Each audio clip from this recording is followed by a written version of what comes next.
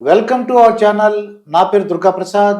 ఈ రోజు మనతో పాటు ఎల్డర్స్ క్లబ్ వ్యవస్థాపకులు మందడి కృష్ణారెడ్డి గారు ఉన్నారు. సార్ నమస్కారం. సార్ నమస్కారం అండి. సార్ అది ఒక సీరియల్ తీశారు సార్ మీరు, అది ధర్మవరం సుబ్రహ్మణ్యం గారిది ఆనందో బ్రహ్మ. దాన్ని మీరు ప్రొడ్యూసరు. అసలు మీరు అంటే ధర్మవరం సుబ్రహ్మణ్యం ఎక్కడికో తీసుకెళ్ళిపోయారు సార్ మీరు. అంటే తర్వాత తెలిసి నాకు మీరే ప్రొడ్యూసర్ అని చెప్పి. నిజంగా చాలా కొన్ని దాంట్లో మీరు కూడా యాక్ట్ చేసినట్టు నాకు అనిపించింది. చాలా ఎపిసోడ్లు చేసేదారు. అయితే సార్ మీరు ఒక ఎల్డర్స్ క్లబ్ పెట్టారు. రెండో పెళ్ళి మా చిన్నప్పుడు సార్ ఎవరన్నా ఎక్కడో ఒక ఊళ్ళో ఒకళ్ళు సెకండ్ మ్యారేజ్ చేసుకుంటే వింతగా చెప్పుకున్నారండి. వాళ్ళు మ్యారేజ్ చేసుకున్నారండి. ఈ రోజుల్లో ఎక్కువ మంది మ్యారేజ్ చేసుకున్నారండి. ప్రముఖులు కూడా.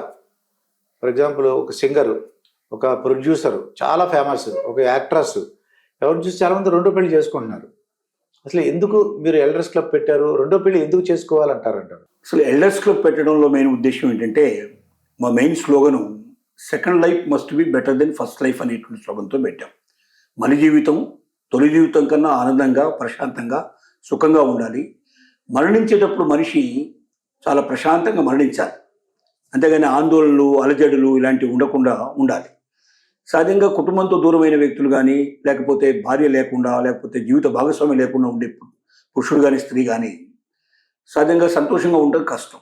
ఎందుకంటే పిల్లల దగ్గర ఉంటారు, పిల్లలు సరిగా చూస్తారు, చూడరు. ఇవాళ ప్రతి ఒక్కరు బిజీ అయిపోయారు. ఎవరి జీవితం వాళ్ళది, ఎవరి సంతోషాలు వాళ్ళవి, ఎవరు పట్టించుకునే వాళ్ళు లేరు. అసలు 75% ఆఫ్ ది చిల్డ్రన్ ఇవాళ తల్లిదండ్రులను దూరం పెట్టే ప్రయత్నమే జరుగుతూ ఉంది. మిగిలిన వాళ్ళు కూడా ఏంటంటే ఏదో ఇంట్లో ఉన్నారంటే ఉన్నారు, ఒక కుర్చీ ఉంది, ఒక టేబుల్ ఉన్నట్టుగా తప్ప వాళ్ళకి మనసు ఉంటుంది, వాళ్ళకి కోరికలు ఉంటాయి, వాళ్ళకి ఆలోచనలు ఉంటాయి. దానికి తగ్గట్టుగా మనం కూడా వాళ్ళకి సంతోషాన్ని కలిగించాలి. చిన్నప్పుడు మన కోసం మన తల్లిదండ్రులు ఏ రకంగా అయితే మన కోసం పాటుపడ్డారో, మనకు కష్టం వస్తే వాళ్ళు బాధపడి, మనకు జ్వరం వస్తే వాళ్లకు వచ్చేట్టుగా ఫీల్ అయ్యి, అర్ధరాత్రి అపరాత్రి అయితే లేచిపోయి హాస్పిటల్కి వెళ్ళడం, డాక్టర్ని కన్సల్ట్ చేయడం, బ్రతికించుకోవడానికి ప్రయత్నాలు చేయడం, ఎన్నో త్యాగాలు చేశారు మన కోసం వాళ్ళు. కానీ ఆ త్యాగాలన్నీ వాళ్ళు గుర్తుపెట్టుకునేట్టు పరిస్థితులు లేరు. చాలామంది అయితే ఆస్తులు అమ్మేసేసి తల్లిదండ్రులు అప్పులు చేసి మరీ వెళ్ళిన విదేశాలకు పంపించిన వాళ్ళు ఉన్నారు, ఇతర రాష్ట్రాలకు పంపించిన వాళ్ళు ఉన్నారు, పెద్ద చదువులు చదివించిన వాళ్ళు ఉన్నారు. ఇవాళ అప్పులన్నీ కూడా తల్లిదండ్రుల మీద వదిలేసేసి మీరే కట్టుకోమని చెప్పేసి పిల్లలు వాళ్ళని రోడ్డు మీద నిలబెట్టేసి బయటికి వెళ్ళిపోయిన పరిస్థితులు కనబడుతున్నాయి. ఇలాంటి పరిస్థితుల్లో 50 ఏళ్ళు దాటిన తర్వాత మనిషికి ఏంటంటే రోగాలు కూడా కొత్తగా స్టార్ట్ అయిపోతాయి. అన్నీ అప్పటిదాకా ఎవరిలో ఉన్నప్పుడు తెలియదు, ఏ తిన్నా ఏ తాగినా పడుకున్నా సరిపోయేది. కానీ ఒకసారి 50 దాటిన తర్వాత మెల్లమెల్లగా మనకు ఇవాళ మనకు షుగర్ కానీ, లేకపోతే బీపీ కానీ, లేకపోతే థైరాయిడ్ కానీ, ఇలాంటి రకరకాల సమస్యలు వెంటనే స్టార్ట్ అయిపోతూ ఉన్నాయి. ఆర్థికమైన పరిస్థితులు కూడా అప్పటిదాకా తెలియదు. మొత్తం ఒకసారి పిల్లలు దూరంగా వెళ్ళిపోయిన తర్వాత అప్పులు ఏమిటి, మీదపడినవి ఏమిటి, కట్టేవాళ్ళు లేకపోతే మనమే కట్టుకోవాల్సిన పరిస్థితులు ఉంటాం. కాబట్టి ఇలాంటి అన్నిటి వల్ల ఆర్థిక ఇబ్బందులు వస్తున్నాయి. ముఖ్యంగా మరి వాళ్ళకి అప్పులు బాగా మీదపడే అవకాశాలు ఉన్నాయి, జబ్బులు మీదపడే అవకాశాలు ఉన్నాయి. ఇలాంటి తరుణంలో ఒక జీవిత భాగస్వామి వెంట ఉంటే ఎంతో ఆనందంగా, ఎంతో ప్రశాంతంగా ఉంటున్న ఉద్దేశంతో మేము అనేక రకాల కార్యక్రమాల్లో భాగంగా దీన్ని కూడా ప్రారంభించాం. ఎందుకంటే కుటుంబం ఉంటే ఉండేటువంటి సంతోషం, ఆనందం వేరుగా ఉంటుంది. ముఖ్యంగా ఒక మనిషికి ఇంకో మనిషి తోడుగా ఉండకపోతే చాలా మంది ఏంటంటే డిప్రెషన్లోకి వెళ్ళిపోతున్నారు. కొంతమంది సూసైడ్ చేసుకునే ప్రయత్నం కూడా చేస్తూ ఉన్నారు. రకరకాలుగా జరుగుతూ ఉన్నాయి. మరి పిచ్చోళ్ళైపోతున్న వాళ్ళు ఉన్నారు. ఈ పరిస్థితుల నుంచి బయటికి తీసుకురావాలంటే ఒక మనిషికి ఇంకో మనిషి తోడుగా ఉండాలి. కనీసం మాట్లాడే మనిషి కావాలి. అసలు మిగతా విషయాలని పక్కన పెట్టండి. శృంగారంగా కలవకపోవడం సంగతి పక్కన పెడితే 80 ఏళ్ళు వచ్చినా 90 ఏళ్ళు వచ్చినా ఒక మనిషికి ఇంకో మనిషి తోడుగా ఉంటే ఆ ఆనందం, ఆ సంతోషం వేరుగా ఉంటుంది. తర్వాత ముఖ్యంగా మమ్మల్ని కలిసివేసిన విషయం ఏమిటంటే, భారతదేశం అంతా ఒక సంవత్సరానికి 1,25,000 మంది సుమారుగా హార్ట్ అటాక్తో చనిపోతున్నటువంటి ఒంటరి వాళ్ళు ఉన్నారు. అంటే ఒంటరిగా ఉండే వాళ్ళలో ఎక్కువ మంది హార్ట్ అటాక్తో చనిపోతున్నారు. హార్ట్ అటాక్ అందరికీ వస్తుంది, కుటుంబంలో ఉండే వాళ్ళకి వస్తుంది, బయట వాళ్ళకి వస్తుంది. కానీ కుటుంబంలో ఇంకొక వ్యక్తి ఎవరైనా దాని పక్కన ఉండేటువంటి ఒక వ్యక్తి ఉంటే వెంటనే వాళ్ళని హాస్పిటల్కి తీసుకెళ్ళడం, వెంటనే జాయిన్ అవ్వడం, ఒక 45 మినిట్స్ లోపల హాస్పిటల్ జాయిన్ అయితే ఆటోమేటిక్గా వాడు బతికే ఛాన్సెస్ 95% బతికే ఛాన్సెస్ ఉన్నాయి. కానీ ఇక్కడ ఏమవుతుందంటే ఒంటరిగా ఉండేటువంటి వాడు గదిలో పెట్టి తలపేసుకుంటాడు. సహజంగా ఓపెన్ చేసుకుని కూర్చోరు, వాళ్ళు గదిలో ఉంటారు. ఆ టైంలో వాళ్ళకి హార్ట్ అటాక్ వచ్చినప్పుడు వాళ్ళు లేవలేరు, ఫోన్ చేయలేరు, తలుపు తీయలేరు, గట్టిగా అరవలేరు, గుండె పట్టుకుని కూర్చుంటారు. ఎంతసేపు కూర్చున్నా ఏ సాయం అందదు. ఆటోమేటిక్గా 45 మినిట్స్ 1 అవర్ లోపల వాళ్ళు చనిపోతున్నారు. అలా చనిపోతున్న వాళ్ళ సంఖ్య 1,25,000 మంది ఉంది ప్రతి సంవత్సరం భారతదేశంలోనే. అదే ఒకవేళ ఇంకొక తోడు ఉన్నట్టయితే ఈ మరణాల్లో 95% మనం తగ్గించడానికి అవకాశాలు ఉన్నాయి. వెంటనే ఆ మనిషి ఎవరినో సాయం కోరుతారు, ఎవరో ఒకరు తీసుకెళ్తారు, పక్క వాళ్ళు ఏదో తీసుకెళ్తారు, అంబులెన్స్లో తీసుకెళ్తారు. ఆ లైన్లో ఇన్ టైంలో హాస్పిటల్లో జాయిన్ పెట్టడం వల్ల మరణించే వాళ్ళ సంఖ్య తగ్గిపోతుంది, బ్రతికే వాళ్ళ సంఖ్య ఎక్కువ అవుతుంది. అంటే సంవత్సరానికి 1,00,000 మందికి పైగా బతికించే ఒక అవకాశం ఉన్నది. అలాగే డిప్రెషన్లోకి వెళ్ళిపోకుండా కాపాడే అవకాశం ఉంది, పిచ్చివాడు కాకుండా మ్యాడ్నెస్ రాకుండా కాపాడే అవకాశం ఉంది, ఆత్మహత్యలు చేసుకోకుండా కాపాడే అవకాశం ఉంది. ఇన్ని రకాల అవకాశాలు ఉన్నప్పుడు ఒక తోడు కలిగించడం అనేది చాలా అవసరం అనేటువంటి దానికి గట్టిగా మేము నమ్మి 2018 లోపల మేము దీన్ని స్టార్ట్ చేసాం. ఎల్డర్స్ క్లబ్ ఇంటర్నేషనల్ ఫౌండేషన్ ని ఇక్కడ స్టార్ట్ చేసి 52 దేశాల్లో దీని బ్రాంచెస్ స్టార్ట్ చేసి 96 లక్షల మంది ఉన్నటువంటి అతిపెద్ద సంస్థ భారతదేశంలో కాదు ప్రపంచంలోనే పెద్దవాళ్ళతో నిర్మించబడినటువంటి సంస్థ, ప్రపంచంలోనే నెంబర్ 1 స్థానం సంస్థ ఏంటంటే ఎల్డర్స్ క్లబ్ ఇంటర్నేషనల్ ఫౌండేషన్. ఇది మన తెలంగాణలోని హైదరాబాద్లోనే ఒక 1,33,000 కుటుంబాలు దీంట్లో మెంబర్స్గా ఉన్నాయి. అలాగే తెలంగాణలో ఒక 3 లక్షల మంది, ఆంధ్రలో ఒక 5 లక్షల మంది, సుమారు తెలుగు వాళ్ళు ఒక 10 లక్షల మంది ఉన్నారు. ఇక్కడ కార్యక్రమాలు మొత్తం అన్ని చోట్ల ఉధృతంగా స్టార్ట్ చేసాం. రకరకాల ప్రోగ్రామ్ వాళ్ళకి యోగా, మెడిటేషన్, ప్రాణాయామం, పారాయణం, ప్రవచనం, భజన్స్, సత్సంగం లాంటివి, ఇండోర్ గేమ్స్, అవుట్డోర్ గేమ్స్, ఉద్యోగం కల్పన, ఇలాంటివన్నీ వాళ్ళలో చాలా మంది పనిచేయగలిగే శక్తి సామర్థ్యాలు కూడా ఉంటారు. 80 ఏళ్ళు 90 ఏళ్లలో ప్రపంచాన్ని, దేశాలనే పరిపాలించేటువంటి నాయకులు ఉన్నారు. ప్రధానమంత్రులుగా, ప్రెసిడెంట్స్ గా 80-90 ఏళ్లలో వాళ్ళు చాలా మంది ఉన్నారు. 70 ఏళ్ళు దాటిన వాళ్ళు మోర్ దెన్ 50% ప్రపంచం లోపల ప్రెసిడెంట్స్, ప్రైమ్ మినిస్టర్ గా పనిచేస్తూ ఉన్నారు. మరి 60 ఏళ్ళు దాటిన తర్వాత ఒక చిన్న ఉద్యోగం చేయడానికి మనిషి పనికిరాడని తీసేయడం అనేది చాలా ఘోరమైన విషయం. ఎందుకంటే 90 ఏళ్ళ వాడు ఒక దేశాన్ని పరిపాలించగలిగి, దేశం మొత్తాన్ని రెక్టిఫై చేయగలిగి, దేశ ప్రజల సంక్షేమం కోసం, మొత్తం వాళ్ళని ఆనందంగా ఉంచడం కోసం ప్రయత్నం చేసే స్థితికి ఒక 90 ఏళ్ల వయసు వాడికి పనికొస్తాడు. కానీ ఒక మామూలు చిన్న ఉద్యోగం పనికిరాదు. 60 ఏళ్ళ తర్వాత నువ్వు రిటైర్డ్ అయిపోయినావు, ఇంటికి వెళ్ళిపోమని బయటికి పంపిస్తున్న వాళ్ళు ఉన్నారు. వీళ్ళు కానీ చాలా మంది పని చేయగలిగే శక్తి సామర్థ్యాలు ఉన్నాయి. తర్వాత వాళ్ళకి ఆర్థికంగా లేదు కాబట్టి వాళ్ళు పని కావాలి వాళ్ళకి. అలాంటి పని కూడా కల్పించేటువంటి ఏర్పాట్లు మేము చేసాం. లక్షల మందికి పని ఇప్పటిదాకా ఇప్పించడం జరిగింది. అనేక కార్యక్రమాల్లో భాగంగా మేము ఆలోచించింది ఏంటంటే తోడు కూడా కల్పిస్తే బాగుంటుందనే ఉద్దేశంతో పెద్దల స్వయంవరం అనే కార్యక్రమాన్ని మేము ప్రారంభించాం. 2018లో దీన్ని స్టార్ట్ చేసాం. అక్కడ నుంచి ఇది 2000 ఇప్పటిదాకా ప్రతి నెల, ఒక్క నెల కూడా ఆగకుండా, ఈవెన్ కరోనా టైంలో కూడా ఆగకుండా కంటిన్యూస్ గా నడుస్తూ ఉంది. ప్రతి నెల 3వ ఆదివారం నాడు ఈ ప్రోగ్రాం ఒక హైదరాబాద్లోనే కాకుండా భారతదేశంలో ఇతర దేశాల్లో కూడా 3rd సండే కంపల్సరీగా ఈ ప్రోగ్రాం అన్ని చోట్ల జరిగేటట్టుగా ఏర్పాటు చేశాం. ఒక్క హైదరాబాద్ లోనే మాకు తెలంగాణకు సంబంధించినట్లునే ఒక 3,000 వివాహాలు ఇప్పటిదాకా మా దగ్గర పూర్తయినాయి. దీని గురించి చాలా పత్రికలు కానీ, తర్వాత ప్రసార సాధనాలు కానీ చాలా గొప్పగా దీని గురించి చెప్పడం జరిగింది. ఈ కార్యక్రమాన్ని చేస్తున్నాం మేము. ఇది మాకు దీని వెనక ఉన్నటువంటి ఆలోచన ఇది. దానికోసం ఇది ప్రారంభించాం. కృష్ణారెడ్డి గారు, ఒకసారి నేను మీ దగ్గరకు వచ్చి, మీరు 3rd సండే ఏవి కాలేజీలో నిర్వహిస్తున్నారు, నేను ఒకసారి పబ్లిక్ టాక్ తీసుకుంటే ఓకే అన్నారు. మీరు ఒక ఆవిడతో నేను ఇంటర్వ్యూ చేశానండి. ఆవిడ వయసు 56 సంవత్సరాలు చెప్పేసి 10 కోట్లు ఆస్తుంది. ఎంతమంది చూసారు? 10 కోట్ల మంది చూసారండి ఆ వీడియోని. అప్పుడు అనిపించింది, మా కృష్ణారెడ్డి గారు నాకు ఎంత మంచి ఛాన్స్ ఇచ్చారు, మీరు పర్మిషన్ ఇవ్వకపోతే నేను చేయలేనండి. ఆ 10 కోట్లు ఆవిడకుంది, 10 కోట్ల మంది చూసారండి. ఆ ఫోన్లు అయితే దడదల్లా, అంటే ఆవిడ పెళ్లి చేసుకుందామని చెప్పి. ఆవిడ వయసు 56 సంవత్సరాలండి. ఈవెన్ 36 ఏళ్ళు, 28 ఏళ్ళు. అంటే ఆవిడ ఏం చెప్పారంటే, అతనికి ఉద్యోగం లేకపోయినా పర్వాలేదు, ఏ క్యాస్ట్ అయినా పర్లేదు అన్నాడు. దాంతో నాకన్నా చిన్నోడైనా పర్వాలేదు, పెద్దోడైనా పర్వాలేదు అని అన్నారు. దాంతో వేలాది ఫోన్లు అండి. చిన్నవాళ్ళు కూడా రెడీ అయిపోయారు సార్. అది అంటే అక్కడ ఆస్తిని బహుశా వాళ్ళకి బాగా ఎక్కువగా ఆకర్షణీయమైన విషయం 10 కోట్ల ఆస్తి కావచ్చు. 10 కోట్ల ఆస్తి అపరంగా వస్తుంది కదా ఉద్దేశంతో ప్రతివాడు దాన్ని చూసుంటాడు. రెండోది, అసలు 10 కోట్లు ఉండేటువంటి వాళ్ళు సెకండ్ మ్యారేజ్ చేసుకోవడం సిద్ధపడుతున్నారా అనే ఆలోచన కూడా ఉంటుంది బహుశా. ఇలాంటి సంఘటనలు జరుగుతుంటాయి. కానీ ఇక్కడ ఏంటంటే ఆస్తికి విలువకుండా మనిషికి విలువ కలిగేవాడైతేనే జీవితం చివరిదాకా చూసుకోగలుగుతాడు. ఆస్తి అనేది సరే ఒక కొంతమందిని ఆకర్షించేటువంటి విషయం కూడా కావచ్చు, మనం కాదని వీల్లేదు.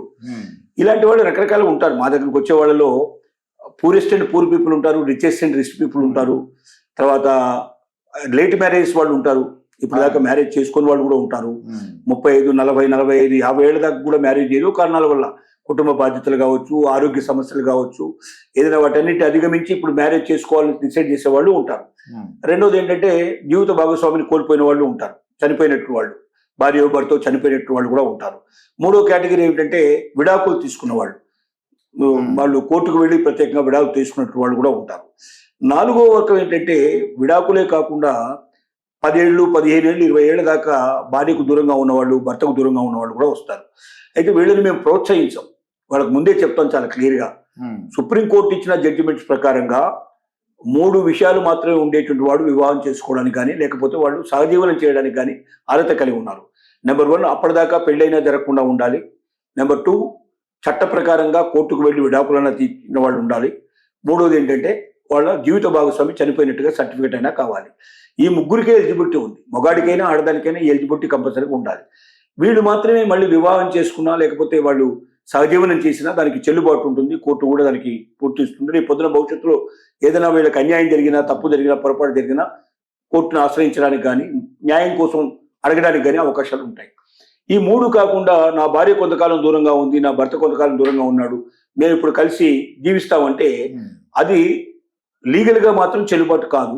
కానీ ఇద్దరికి ఇష్టమైతే ఈ ప్రపంచంలో ఆపగలిగేది ఏమీ లేదు.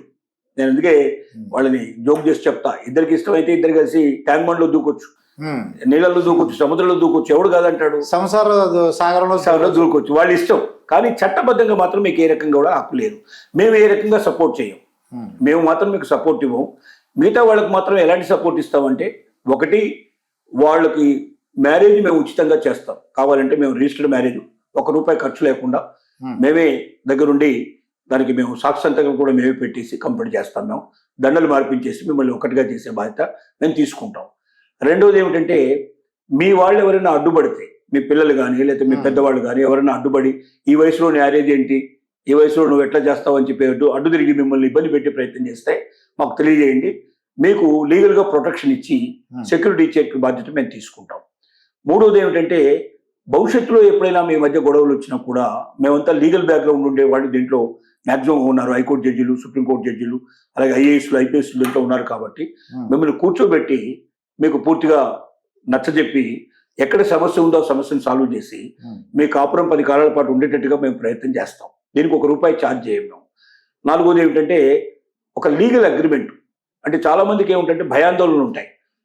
ఒకటి, నేను ఈ జీవితం ముఖ్యంగా ఆడవాళ్ళ పక్షంలో జరిగేది ఏంటంటే, నేను తన దగ్గరికి వెళుతున్నాను, భవిష్యత్తులో నేను చనిపోయేదాకా నాకు రక్షణ కావాలి, నేను మళ్ళీ ఇంకో దగ్గరికి వెళ్ళమంటే వెళ్ళను, మళ్ళీ నెక్స్ట్ ఇంకా జీవితం లేదు, ఇదే చివరి నాకు.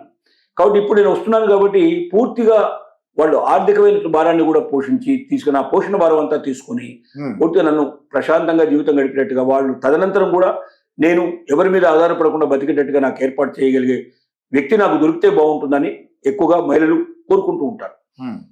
పురుషుడు ఆలోచించేది ఏమిటంటే, నేను ఈమెకి ఏదైనా ఇచ్చాను అనుకోండి, ఓ ఆస్తి ఇచ్చాను లేకపోతే డబ్బు ఇచ్చాను ఈవిడికి, రేపొద్దున ఈవిడ జీవితంతో నాతో ఉంటుందా? ఎందుకంటే కొత్తగా కలిసేవాళ్ళు, వీళ్ళకి భయాలు సందేహాలు ఉంటాయి. గతంలో జీవితంలో ఆటుపోట్లు చాలా తిని ఉంటారు వీళ్ళు. ఆ రకమైన ప్రభావాలు వీళ్ళ మీద ఉంటాయి. ఈ సందేహాలు బాగా ఉంటాయి. దానికి మేమేం చెప్పామంటే ఒక ఫార్ములా ఏమిటంటే, మీరు ఆస్తి ఇచ్చేయాలనుకోండి, ఇచ్చేయాలనుకుంటున్నారు, ఇద్దరి పేరు మీద జాయింట్ రిజిస్ట్రేషన్ చేసుకోండి. మీరు ఆవిడ ఇద్దరు రిజిస్ట్రేషన్ చేసుకోండి.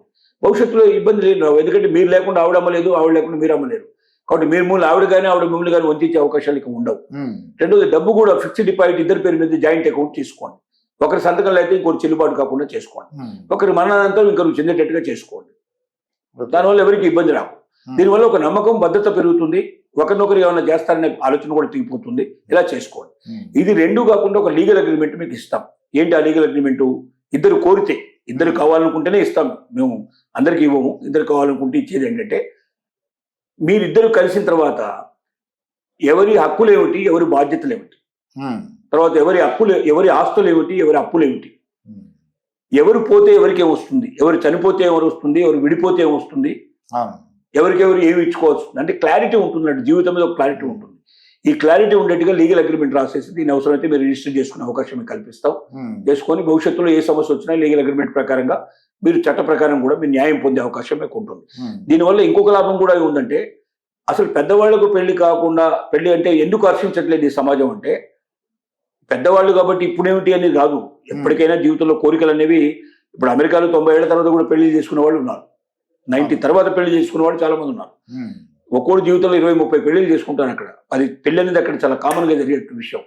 ఇక్కడ పెళ్లి అనేది కోరికలు ఎప్పుడైనా ఉండొచ్చు. కోరికలు అంటే ఏదో ఒక శృంగార జీవితం ఒకటే కాదు. అక్కడ ఒక ఆత్మీయంగా ఒక స్త్రీ ఒక పురుషుడితో కూర్చొని మాట్లాడి, ఒకరి తలలో ఒకరి ఒడిలో తల పెట్టుకొని పడుకున్నా కూడా అందులో ఉన్న ఆనందం, సంతోషం, స్పర్శలో వచ్చే ఆనందం చాలా గొప్పగా ఉంటుంది. అంటే కలిసి భోజనం చేసినా, కలిసి గుడికి వెళ్ళినా, కలిసి ఎక్కడికైనా వెళ్ళినా కూడా అదొక తోడు.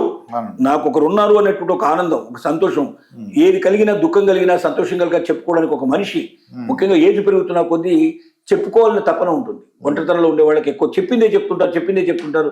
అది వినగలిగే ఓపిక ఎవరుకుంటుంది, అలాంటి వాళ్ళకైతేనే ఓపిక ఉంటుంది, వేరే వాళ్ళకి ఓపిక ఉంటుంది చాలా కష్టం. అయితే ఇలాంటి పరిస్థితుల్లో కలిస్తే బాగుంటుంది. కాబట్టి వీళ్ళకి ఏంటంటే పిల్లలు ఏంటి ఆలోచిస్తారంటే, వీళ్ళ మీద ఆధారపడ్డ వాళ్ళు ఎవరికైతే ఆస్తిలో భాగస్తులు ఉంటారో వీళ్ళని ఇంకొక ఆవిడని ఇప్పుడు జీవితంలో ఆహ్వానిస్తున్నాం. ఇప్పటిదాకా మేము అనుకున్నాం ఈ ఆస్తి అంతా ఆయన పోయిన తర్వాత మాకే వస్తుందని మేము సంతోషంగా ఉన్నాం. ఇప్పుడు ఇంకొక ఆవిడ వచ్చి ఈ ఆస్తి అంతా ఎగరేసుకుని పోతారంటే మేము ఎట్లా ఒప్పుకుంటాం? అవును, అది వాళ్ళ బాధ అంతా అది. అంటే ఆస్తి కోసం వాళ్ళ బాధ తప్ప ఈ మనిషి సుఖంగా ఉంటాడేమో, సంతోషంగా ఉంటాడేమో, ఇతను చనిపోయేటప్పుడు తృప్తిగా చనిపోయే అవకాశం ఉంటుంది కదా అని భావన మాత్రం వాళ్ళకు ఉండదు. పోనీ వాళ్ళు అన్ని చేస్తారంటే ఏ చాకరీలు చేయడానికి సిద్ధంగా లేరు. ఇవాళ కోడలు చేయడం లేదు, ఎవరూ చేయడం లేదు. ఏం చేస్తున్నారు? ఎవరైనా కేర్ టేకర్ దొరికితే కేర్ టేకర్ని పెట్టడం కానీ, పనులను పెట్టి చేయించడం కానీ ప్రయత్నం చేస్తారు. వాళ్ళు కూడా దొరకడం చాలా కష్టం అయిపోయింది, విపరీతమైన డిమాండ్ అయిపోయింది. 25,000 50,000 పర్ మంత్ డిమాండ్ చేస్తున్నారు కేర్ టేకర్స్ గా ఉండేటువంటి వాళ్ళు. పోనీ అదైనా 100% చేస్తారంటే చేసి ఏదో చేసామనే పత్రం ఉంటుంది తప్ప తన సొంత మనిషి చేసినంతగా తృప్తిగా చేసే అవకాశాలు ఉండవు. ఇదంటే మనం జీవితంలో చాలా సంఘటనలు చూసాం. గొప్ప గొప్ప వాళ్ళ జీవితంలో కూడా ఇలాంటి సంఘటనలు వాళ్ళ జీవితాలనే మార్చినటువంటి సంఘటనలు మనం చూసాం.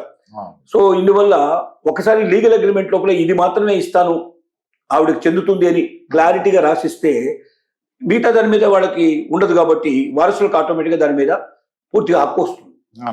కాబట్టి అప్పుడు వాళ్ళది ఆస్తి పోదు అనేటువంటి విషయం వాళ్ళకి అర్థమైపోతే వాళ్ళు కూడా ఎంకరేజ్ చేస్తారు ఈ మ్యారేజెస్. వాళ్ళు కూడా ఎంకరేజ్ చేసి ఏముంది మా నాన్నకి ఏదో చిన్నది ఇచ్చాడు, ఉన్నదాంట్లో 10% 5% 20% ఇచ్చాడు, అది పోయినంత మాత్రం మిగతా 80% 90% మాకే ఉంది కదా, మేమే కదా హక్కుదారులం, దానివల్ల మాకేం నష్టం. కాబట్టి అది అంతవరకే అయితే మాకు ఇబ్బంది లేదు. అలా ఎవరైతే కన్విన్స్ అవుతారో ఆటోమేటిక్గా అన్ని ఫ్యామిలీస్ కన్విన్స్ అయ్యే అవకాశం ఉంది. వాళ్ళే ముందుండి నడిపించి వాళ్ళే మ్యారేజ్ చేసే అవకాశాలు కూడా ఉంటాయి. నాకు తెలిసిన వాళ్ళ మాట వాళ్ళని చూశారన్నమాట. ఏం చేశారంటే ఆయన పిల్లల పేరు అన్ని ఆస్తులు రాసేసాడండి. ఒక 20 lakhs మాత్రం తన పేరు పెట్టుకుని ఆ ఇంట్రెస్ట్ తింటాము, ఏమైనా అయితే మాత్రం ఆ 20 lakhs ఆవిడకి ఇస్తాను అని చెప్పాడు. ఏమైనా అయితే తదనంతరం అని చెప్పేసి ఆవిడకి ఏ ఆస్తి రావట్లేదు. అది అలా ఇస్తే వాళ్ళు ఒప్పుకున్నారండి. అప్పుడు అంటే ఇక అది వాళ్ళ ఇష్టం మీద ఆధారపడిందండి. అంటే ఏమీ లేకపోతే something is better than nothing అనే ఆలోచన ఉంది వాళ్ళు. రేపు ఇంకొకరు ఏమంటారంటే 20 లక్షల్లో ఏమొస్తుందండి వాళ్ళ పరిస్థితి. కరోనా తర్వాత చాలా మంది జీవితాల్లో చాలా మార్పులు వచ్చేసాయి. కరోనా కన్నా ముందర 50 లక్షల మంది దగ్గర ఉంటే హాయిగా జీవితం అంతా గడిపేయచ్చు, జీవితానికి ఏ డోకా లేదు, ఎలాంటి సమస్య వచ్చినా అన్నింటిని ఎదిరించి నిలబడుతూ ఉన్న ఒక నమ్మకం ఉండేది. కానీ కరోనా తర్వాత జరిగింది ఏంటంటే అసలు ఒక్క రోజుకి కరోనా టైం లోపల హాస్పిటల్ బిల్లే 1 నుంచి 2 లక్షలు 5 లక్షల దాకా వచ్చినట్టు పరిస్థితి కనపడ్డాయి. అంటే మన దగ్గర 25 లక్షలు 50 లక్షలు ఉన్నాయంటే 15 రోజులకు 4 రోజులకు సరిపోతాయి మన దగ్గర ఉన్న బిల్లుకు. రేపు పొద్దున కరోనా లాంటి వ్యాధి వస్తే మనం 25-50 లక్షలతో కథ మనకు ఉన్న దగ్గర అంతా మొత్తం హాస్పిటల్ కట్టేస్తే మనం ఎలా బతుకుతాం అని భయాలు బాగా పట్టుకున్నాయి. అప్పటి నుంచి బయటకు వచ్చే వాళ్ళ సంఖ్య కూడా తగ్గిపోయింది. ఎక్కువ అంతకుముందు చాలా ఎక్కువ తీర్థయాత్రలు తిరుగుదాం, అక్కడ ఇక్కడ తిరుగుదాం బాగా అనుకున్న వాళ్ళు కూడా డబ్బులు ఖర్చు చేసి మళ్ళీ రేపు పొద్దున జీవితంలో ఇప్పుడు అవసరమైనప్పుడు ఎలాగా అనే ఒక భయం కూడా పట్టుకోవడానికి కరోనా ఒక రకమైన అవకాశాన్ని కల్పించింది. నేను చాలా మంది ఆడవాళ్ళని కలుసుకున్నాను. అంటే పబ్లిక్ టాక్ తీసుకున్నప్పుడు ఆడవాళ్ళు రెండో మ్యారేజ్ చేసుకోవాలనుకుంటే సింగర్ ఒక ఆవిడ ఉందండి, ఒక మంచి పేరు ప్రఖ్యాతులు ఉన్న ఆవిడ. ఏం చేసేందుకు అందంగా ఉంటుంది ఆవిడ ఒక మంచి ధనవంతుడిని చేసుకుందాన్ని పెళ్ళి. అలాంటి వాళ్ళు కావాలని కోరుకుంటున్నారు వాళ్ళు. అది సాధ్యం అవుతుంటారు అందరికీ. అంటే ఎవరు వాళ్ళు కోరుకునే వాళ్ళ దగ్గర కూడా అందం ఉండొచ్చు, అందరి దగ్గర లేనటువంటి ఒక ఆకర్షణ ఉండొచ్చు. మీరే అంటున్నారు కదా గొప్ప సింగర్ అని మీరే అంటున్నారు. మరి అందరూ గొప్ప సింగర్లు కాలేదు కదా, అందరూ గొప్పగా అందంగా ఉండలేరు కదా. కాబట్టి వాళ్ళు ఎటువంటి మనం కోరుకునేటప్పుడు మన దగ్గర ఉన్న అర్హతలు ఏమిటో కూడా మనం చెక్ చేసుకోవాలి. అది మనం ఒక హీరో కావాలని కోరుకున్నప్పుడు మనం హీరోయిన్ లాగా ఉన్నామా, హీరోయిన్ కావాల్సిన అర్హతలన్నీ మన దగ్గర ఉన్నాయా, అప్పుడే మనం హీరోని కోరుకోవాలి. మనం జీరో అయి ఉండి మనం హీరోని కోరుకోవడం, లేదా మనం జీరో అయ్యి హీరోయిన్ కోరుకోవడం ఇది కరెక్ట్ కాదు. మన దగ్గర ఉన్న బేసిక్ ఐడియా కూడా. ఇంకోటి ఏంటంటే డబ్బు ఒకటే ప్రధానం కాదు, అందం ఒకటే ప్రధానం కాదు.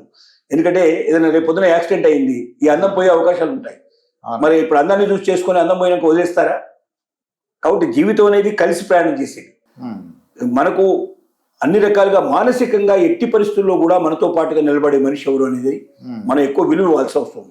ఆ మనిషి మన దగ్గర డబ్బు లేకపోతే పారిపోయేదో, లేకపోతే మనకి యాక్సిడెంట్ అయితే మనం వదిలిపెట్టి పారిపోయేదో, అలాంటి మనిషి కోసం మన జీవితాన్ని వెచ్చించాల్సిన అవసరం లేదు నా ఉద్దేశంలో.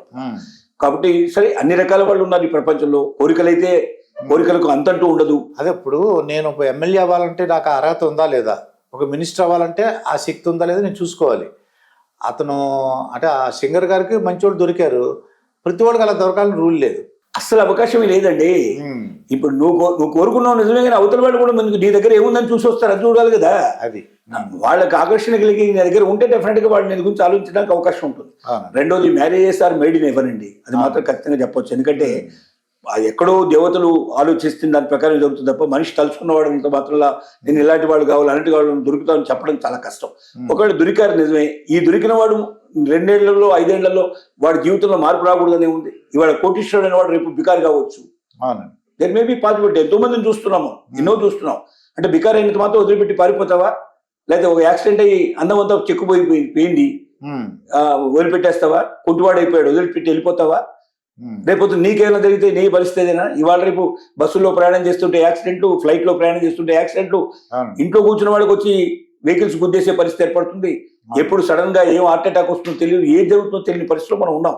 కాబట్టి చెక్కు చెదరింది ఏంటంటే మనస్సుతో కూడుకున్నటువంటి బంధాలు మాత్రమే చివరిదాకా ఉంటాయి తప్ప వయసుతోటో లేకపోతే అందంతోటో లేకపోతే డబ్బుతోటో ముడిపడినటువంటివి, ఆశలతో ముడిపడినటువంటివి తాత్కాలికమే తప్ప శాశ్వతంగా ఉండేవి కావు. అది లేనప్పుడు వదిలేసిపోతారు. అంటే నిన్ను ఆకర్షించిన విషయాలు ఏవైతే అవతల వాళ్ళలో ఉన్నాయో అప్పటిదాకే ఉంటారు. ఆకర్షించిన విషయాలు ఎప్పుడైతే ఉండవో అప్పుడు నిన్ను వదిలేస్తారు. ఒక అతనికి 54 కోట్లు ఆస్తుందండి. భార్య ఏమో చనిపోయింది, ఏదో క్యాన్సర్ వచ్చి. ఇతనికి అతని వయసు 54 అంటే అతనికి ఒక 50 కోట్లు ఆస్తుంది, వయసు 54. పిల్లలందరూ కూడా యూఎస్లో సెటిల్ అయిపోయారు, ఆయన ఒక్కడే ఉన్నాడు. ఇప్పుడు ఆయన ఏమంటాడంటే తన హోదా కలిగిన, అంటే ఆవిడకు కూడా 20 కోట్లు 10 కోట్లు ఆస్తి ఉండాలంటాడు. ఈ ఆడవాళ్ళు ఏమంటారంటే 50 కోట్లు ఆస్తున్న వాడికి ఇంకో 10 కోట్లు ఎందుకంటాడు? ఇతను ఏమంటాడు, నా హోదా తగ్గ ఉండాలి, ఆలోచన అలా ఉంటాయని అతను అంటాడు. లేడీస్ ఏమంటారు, అతను డబ్బు ఉంటే ఇంకెందుకు మంచివాడిని చేసుకొచ్చేది వీళ్ళు. ఏది కరెక్ట్ అంటారు సార్? ఇది ఎలా ఉంటుంది అంటే పర్వర్షన్ అండి, ఒక రకమైన పర్వర్షన్. నీ దగ్గర 50 కోట్లు ఉన్నాయనుకోండి, మొలుగుతున్నాయి, ఏం చేసుకుంటావు 50 కోట్లతోటి? నా హోదా తగ్గ కావాలన్నాడు. హోదా ఏమిటి? నీ బొంద హోదా? డబ్బులతో వచ్చేది హోదానా? డబ్బులతో వచ్చేది హోదానంటే ఇవాళ రేపు దొంగలు, సమాజాన్ని పట్టి పిడుస్తున్న వాళ్ళ దగ్గర, చాలా మంది మర్డరిస్టుల దగ్గర డబ్బులు కావాల్సినట్టు ఉన్నాయి. కోట్లు గడించిన వాళ్ళు ఉన్నారు. వాళ్ళకి గౌరవం ఉందా వాళ్ళకి? నిజంగా వాళ్ళు ఎదురుగా పోయి నమస్కారం పెడతారు, వెనకపోయి వాళ్ళు తిడతారు. అంటే దాన్నే సమాజం అనుకుంటున్నారు, దాన్నే అనుకుంటున్నారు. నిజంగా అది కాదు. నీ దగ్గర పదవి ఉన్నప్పుడు నేను గౌరవించేవాడు పదవి పోగానే నేను గౌరవించడం మానేస్తాడు. కానీ అదే పదవి కన్నా ముందుగానే పదవిలో కానీ నువ్వు అందరికీ మేలు చేయడం జరిగితే, నీ మంచితనం చూపించగలిగితే ఆటోమేటిక్గా అవుతుంది. ఒక ఐఏఎస్ ఆఫీసర్ ఉన్నాడు, పెద్ద ఆఫీసర్ ఉన్నాడు. ఆ ఆఫీసరు వాడు పనిచేసినంత కాలం మిగతా మొత్తం స్టాఫ్ అందరితోటి, తర్వాత వాళ్ళకి ఎవరికైతే సర్వీస్ ఇస్తున్నాడో వాళ్ళందరితోటి మంచిగా మంచితనం చూపించి చక్కగా వాళ్ళకి కావాల్సిన పనులు చేసి పెట్టి తన చేతనైనంత వరకు, అంటే ఉన్న రూల్స్ ప్రకారంగా అన్ని చేసి పర్ఫెక్ట్గా చేస్తే అతను రిటైర్డ్ అయిన తర్వాత కూడా అతనికి ఎక్కడ కనబడ్డా నమస్కారం పెడతారు. అదే నువ్వు అధికార దర్పం వెలపిచ్చి నువ్వు లంచాలకు మరిగి నువ్వు పీడించి జనాల్ని పీడించిన తర్వాత నువ్వు దిగిపోతే రేపు రిటైర్డ్ కాగానే నువ్వు కనబడితే చీ అని అంటారు. నేను అసలు లెక్క చేయరు, కుక్కను చూసినట్టు చూస్తాను నేను. అంటే నీ బ్రతుకు అయిపోయింది కదా అక్కడితోటే. నీ అధికారం ఉన్నన్ని రోజులే, కానీ అధికారం 60 ఏళ్ళకి పోతే నువ్వు బతుకు 100 ఏళ్ళ దాకా ఉండే అవకాశం ఉంది. ఆ 30-40 ఏళ్ళు నువ్వు ఎలా బతుకుతావు? నిన్న దాకా నీకు జైలు కోరుకుంటున్న వాళ్ళు, నీకు నమస్కారం పెట్టిన వాడు నీ వైపు చూడడానికి కూడా ఇష్టపడడం లేదు. నువ్వు కనబడితే కూడా చాలా అసహించుకుంటూ మనుషులు తిరుగుతూ ఉంటే అప్పుడు నీకు అర్థం కాదా జీవితం అంటే ఏమిటో తెలియదా? కాబట్టి మంచితనం అనేది చాలా జీవితంలో అవసరం.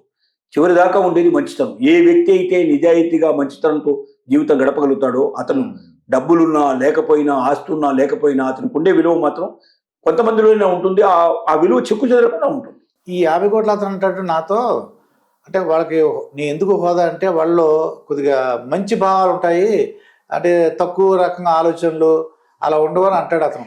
డబ్బున్న వాళ్ళ దగ్గరే మంచి భావాలు ఉండేటైతే ఈ ప్రపంచంలో చాలా మంది ఇవాళ 1000 కోట్లు మన బ్యాంకుల్లో ముంచేసేసి పోయి వేరే దేశాల్లో ఉన్న వాళ్ళు ఉన్నారు. అవునండి, అది నిజమే. అది మనం చూస్తున్నాం కదా చాలా మందిని. డబ్బులు వేరు, భావాలు వేరు. అసలు డబ్బుకి భావానికి సంబంధం లేదండి.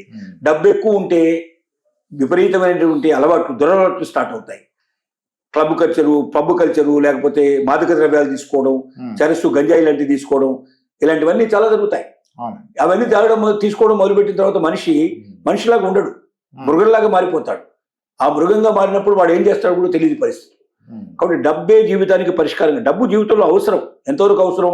మన అవసరాలు తీరడం కోసం ఉండేంత డబ్బు మన దగ్గర ఉంటే చాలా సంతోషమైన విషయం. అంతకన్నా మించి మన దగ్గర ఉంటే కూడా, ఎప్పుడో వేమన గారు చెప్పారు, చెప్పు లాంటిదని. చెప్పు ఎలా ఉండాలి అంటే అన్నిటికీ వర్తించని చెప్పాడు. భార్య గురించి చెప్పాడు, చాలా మంది గురించి చెప్పాడు. ఒక చెప్పు వేసుకుంటే సరిగ్గా మనకు సరిపోయేటట్టుగా ఉంటేనేమో ఆ చెప్పు మనం అమికబుల్ నడుచుకుంటూ పోవడానికి వీలుగా ఉంటుంది. చెప్పు పొడుగ్గా ఉంటే మీరు నడవలేరు, చెప్పు పొట్టిగా ఉంటే కూడా మీరు నడవలేరు. చాలా ఇబ్బంది అవుతుంది. డబ్బు కూడా అలాంటిది. డబ్బు తక్కువ ఉన్నా ఇబ్బందులు ఉంటాయి, డబ్బు ఎక్కువైనా కూడా దాంతో వచ్చే బాధలు కష్టాలు చాలా ఉన్నాయి. చాలా మందికి తెలియదు ఆ డబ్బున్నవాడికి బాధలే ఉంటాయని. డబ్బున్నవాడికే బాధలు ఎక్కువ ఉంటాయి. ఎందుకంటే డబ్బు ఎక్కువ ఉన్నదనుకోండి మీ దగ్గర, ఆటోమేటిక్గా శ్రీ శ్రీ శ్రీ అని ఒక చిన్న కథ చెప్తారు. శ్రీ అంటే లక్ష్మీదేవి, శ్రీ అంటే సాలెగూడు, శ్రీ అంటే విషం. నానార్థాల్లో చూసుకుంటే తెలుగులో శ్రీ అనే పదానికి 3 అర్థాలు ఉన్నాయి. ఒకటి లక్ష్మీదేవి అని ఉంది, ఒకటి సాలెగూడు అని ఉంది, ఒకటి మీకు విషం అని ఉంది. మొదట శ్రీ, పూర్వకాలంలో శ్రీ శ్రీ శ్రీ శ్రీ మహారాజా అని రాస్తుండేవాడు. అంటే వాడి దగ్గర చాలా డబ్బు ఉండి, చాలా పదవి ఉండి, చాలా గొప్పవాడైన వాడికి ఎక్కువ స్త్రీలు పెట్టేవాడు. నీకు స్త్రీలు ఎక్కువ వస్తే కారణం ఏంటంటే నీ జీవితంలో మొదటి స్త్రీ అంటే లక్ష్మీదేవి. అంటే నీకు ఎంత సరిపోదో అంత, నీకు సరిపోయేంత, నీకు నీ కుటుంబానికి నీ అవసరాలు సరిపోయి తృప్తిగా బతకడానికి కావాల్సిన డబ్బు నీ దగ్గర ఉంటే నువ్వు మొదటి స్త్రీతోటే ఉన్నట్టు లెక్క. ఇంతకన్నా మించితే నువ్వు సాలెగూడులో పడ్డట్టు లెక్క. ఇన్కమ్ ట్యాక్స్ వాడు, సేల్స్ ట్యాక్స్ వాడు, ఆ ట్యాక్స్ వాడు, ఈ ట్యాక్స్ వాడు, దొంగలు ఎప్పుడు వస్తారో తెలియదు, ఎవడెత్తుకుపోవడానికి ప్రయత్నం చేస్తారు. నీ దగ్గర డబ్బు ఎక్కువ కొద్దీ నీకు సమస్యలు కొత్తగా స్టార్ట్ అవుతాయి. ఇంకా ఎక్కువ అయిపోయింది అనుకో డబ్బు నీ దగ్గర, 3వ స్త్రీ అదేంటి విషం. విషంతో సమానం. ఎప్పుడు నేను ఇంట్లో వాళ్ళే చంపడానికి ప్రయత్నం చేయొచ్చు, బయట వాళ్ళు చంపడానికి ప్రయత్నం చేయొచ్చు. నిన్నెప్పుడు మట్టు పెడితే బాగుంటుంది. నీకు శత్రువులు ఎక్కువ తయారైపోతారు. నీకు నువ్వు దాచుకోవడం చాలా కష్టం, నువ్వు వాటన్ని తప్పించుకోవడం చాలా కష్టం. అంటే కోరి కష్టాలు తెచ్చుకొని కోరి ప్రాణాలు తీసుకోవడానికి అవకాశాలు ఏర్పడతాయి. కాబట్టి 3 స్త్రీలలాగా ఉండకుండా ఒక స్త్రీతోటి జీవితం గడిపేవాడు అదృష్టవంతుడు. ఉన్న దాంట్లో సంతృప్తికరంగా బతకగలిగేవాడు, ఉన్న దాంట్లో ఆనందపడగలిగేవాడు, ఉన్న దాంట్లో ముడుచుకొని ఉండగలిగేవాడు అంత అదృష్టవంతుడు ఇంకొకటి. అప్పు చేసి పప్పు కూడు తినాలని, లేని దాన్ని మనకు రావాలని ప్రయత్నించడంలో తప్పు లేదు. నీకు శక్తున్నంత వరకు ప్రయత్నించు. మనకు చెప్పారు చాలా పెద్దవాళ్ళు, మనకు చెప్పినటువంటి వాళ్ళు ఉన్నారు. కళలు చాలా గొప్పగా ఉండాలని మనకు చెప్పిన సందర్భాలు ఉన్నాయి. కళలు గొప్పగా ఉండాలి, కానీ కళల్ని నిజం చేసుకోవడానికి చేసే కష్టం కూడా గొప్పగా ఉండాలి, కృషి కూడా గొప్పగా ఉండాలి, ప్లాన్స్ కూడా గొప్పగా ఉండాలి. కానీ ఇల్లీగల్ వ్యవహారాల్లోకి వెళ్ళి చిక్కుకొని మొన్న జీవితాన్ని నాశనం చేసుకునే ప్రయత్నం చేసుకుంటాం అంటే జీవితాన్ని నాశనం చేయడం తప్ప ఇంకోటి లేదు. కొంతమంది ఆడవాళ్ళు ఏమంటారంటే భర్త చనిపోయేటప్పుడు ఈ చికిత్సకి అని, అంటే ఒక హాస్పిటల్ ఖర్చులు అయినా 5 లక్షలు 10 లక్షలు అప్పు అయింది. కొంతమంది ఇల్లు కడుతున్నప్పుడు భర్త చనిపోయాడని 5 లక్షలు 10 లక్షలు అప్పులు ఉన్నాయి కాబట్టి ఆ అప్పులు తీర్చే అతను భర్త కావాలంటుంటారు, అందుకు పెళ్లి చేసుకున్నాం అంటారు. అది కరెక్ట్ అని అంటారా? అంటే అవసరాల కోసం పెళ్లి అనుకోండి. ఇది నేను ఏమంటున్నానంటే ఆ ఇంట్లోనే నువ్వు ఉండాలని ఏమన్నా ఉందా? అది నీ పిల్లలకి ఇవ్వాలనుకుంటున్నావా? నీకు ఇంకా ఉన్న బాధల మందిలు ఉన్నాయి. జనరల్గా ఏం కోరుకుంటున్నారు? మాకు కనబడ్డటువంటి విషయంలో 2-3 విషయాలు. అంటే ఆడవాళ్ళు ఏం కోరుకుంటున్నారంటే మగవాడి దగ్గర, తన దగ్గర అసలు తనకు పిల్లలు ఉన్నారనుకోండి, ఇప్పటికే పిల్లలు ఉన్నారు, పెళ్లి కాని పిల్లలు ఉన్నారనుకోండి, బాధ్యతలు ఉన్నాయనుకోండి, ఈ బాధ్యతలు మొత్తం పూర్తి చేసేటువంటి భర్తగా కొత్తవాడు నా జీవితంలోకి రావాలని కోరుకుంటున్నారు. బాధ్యతలు పూర్తి కావాలని.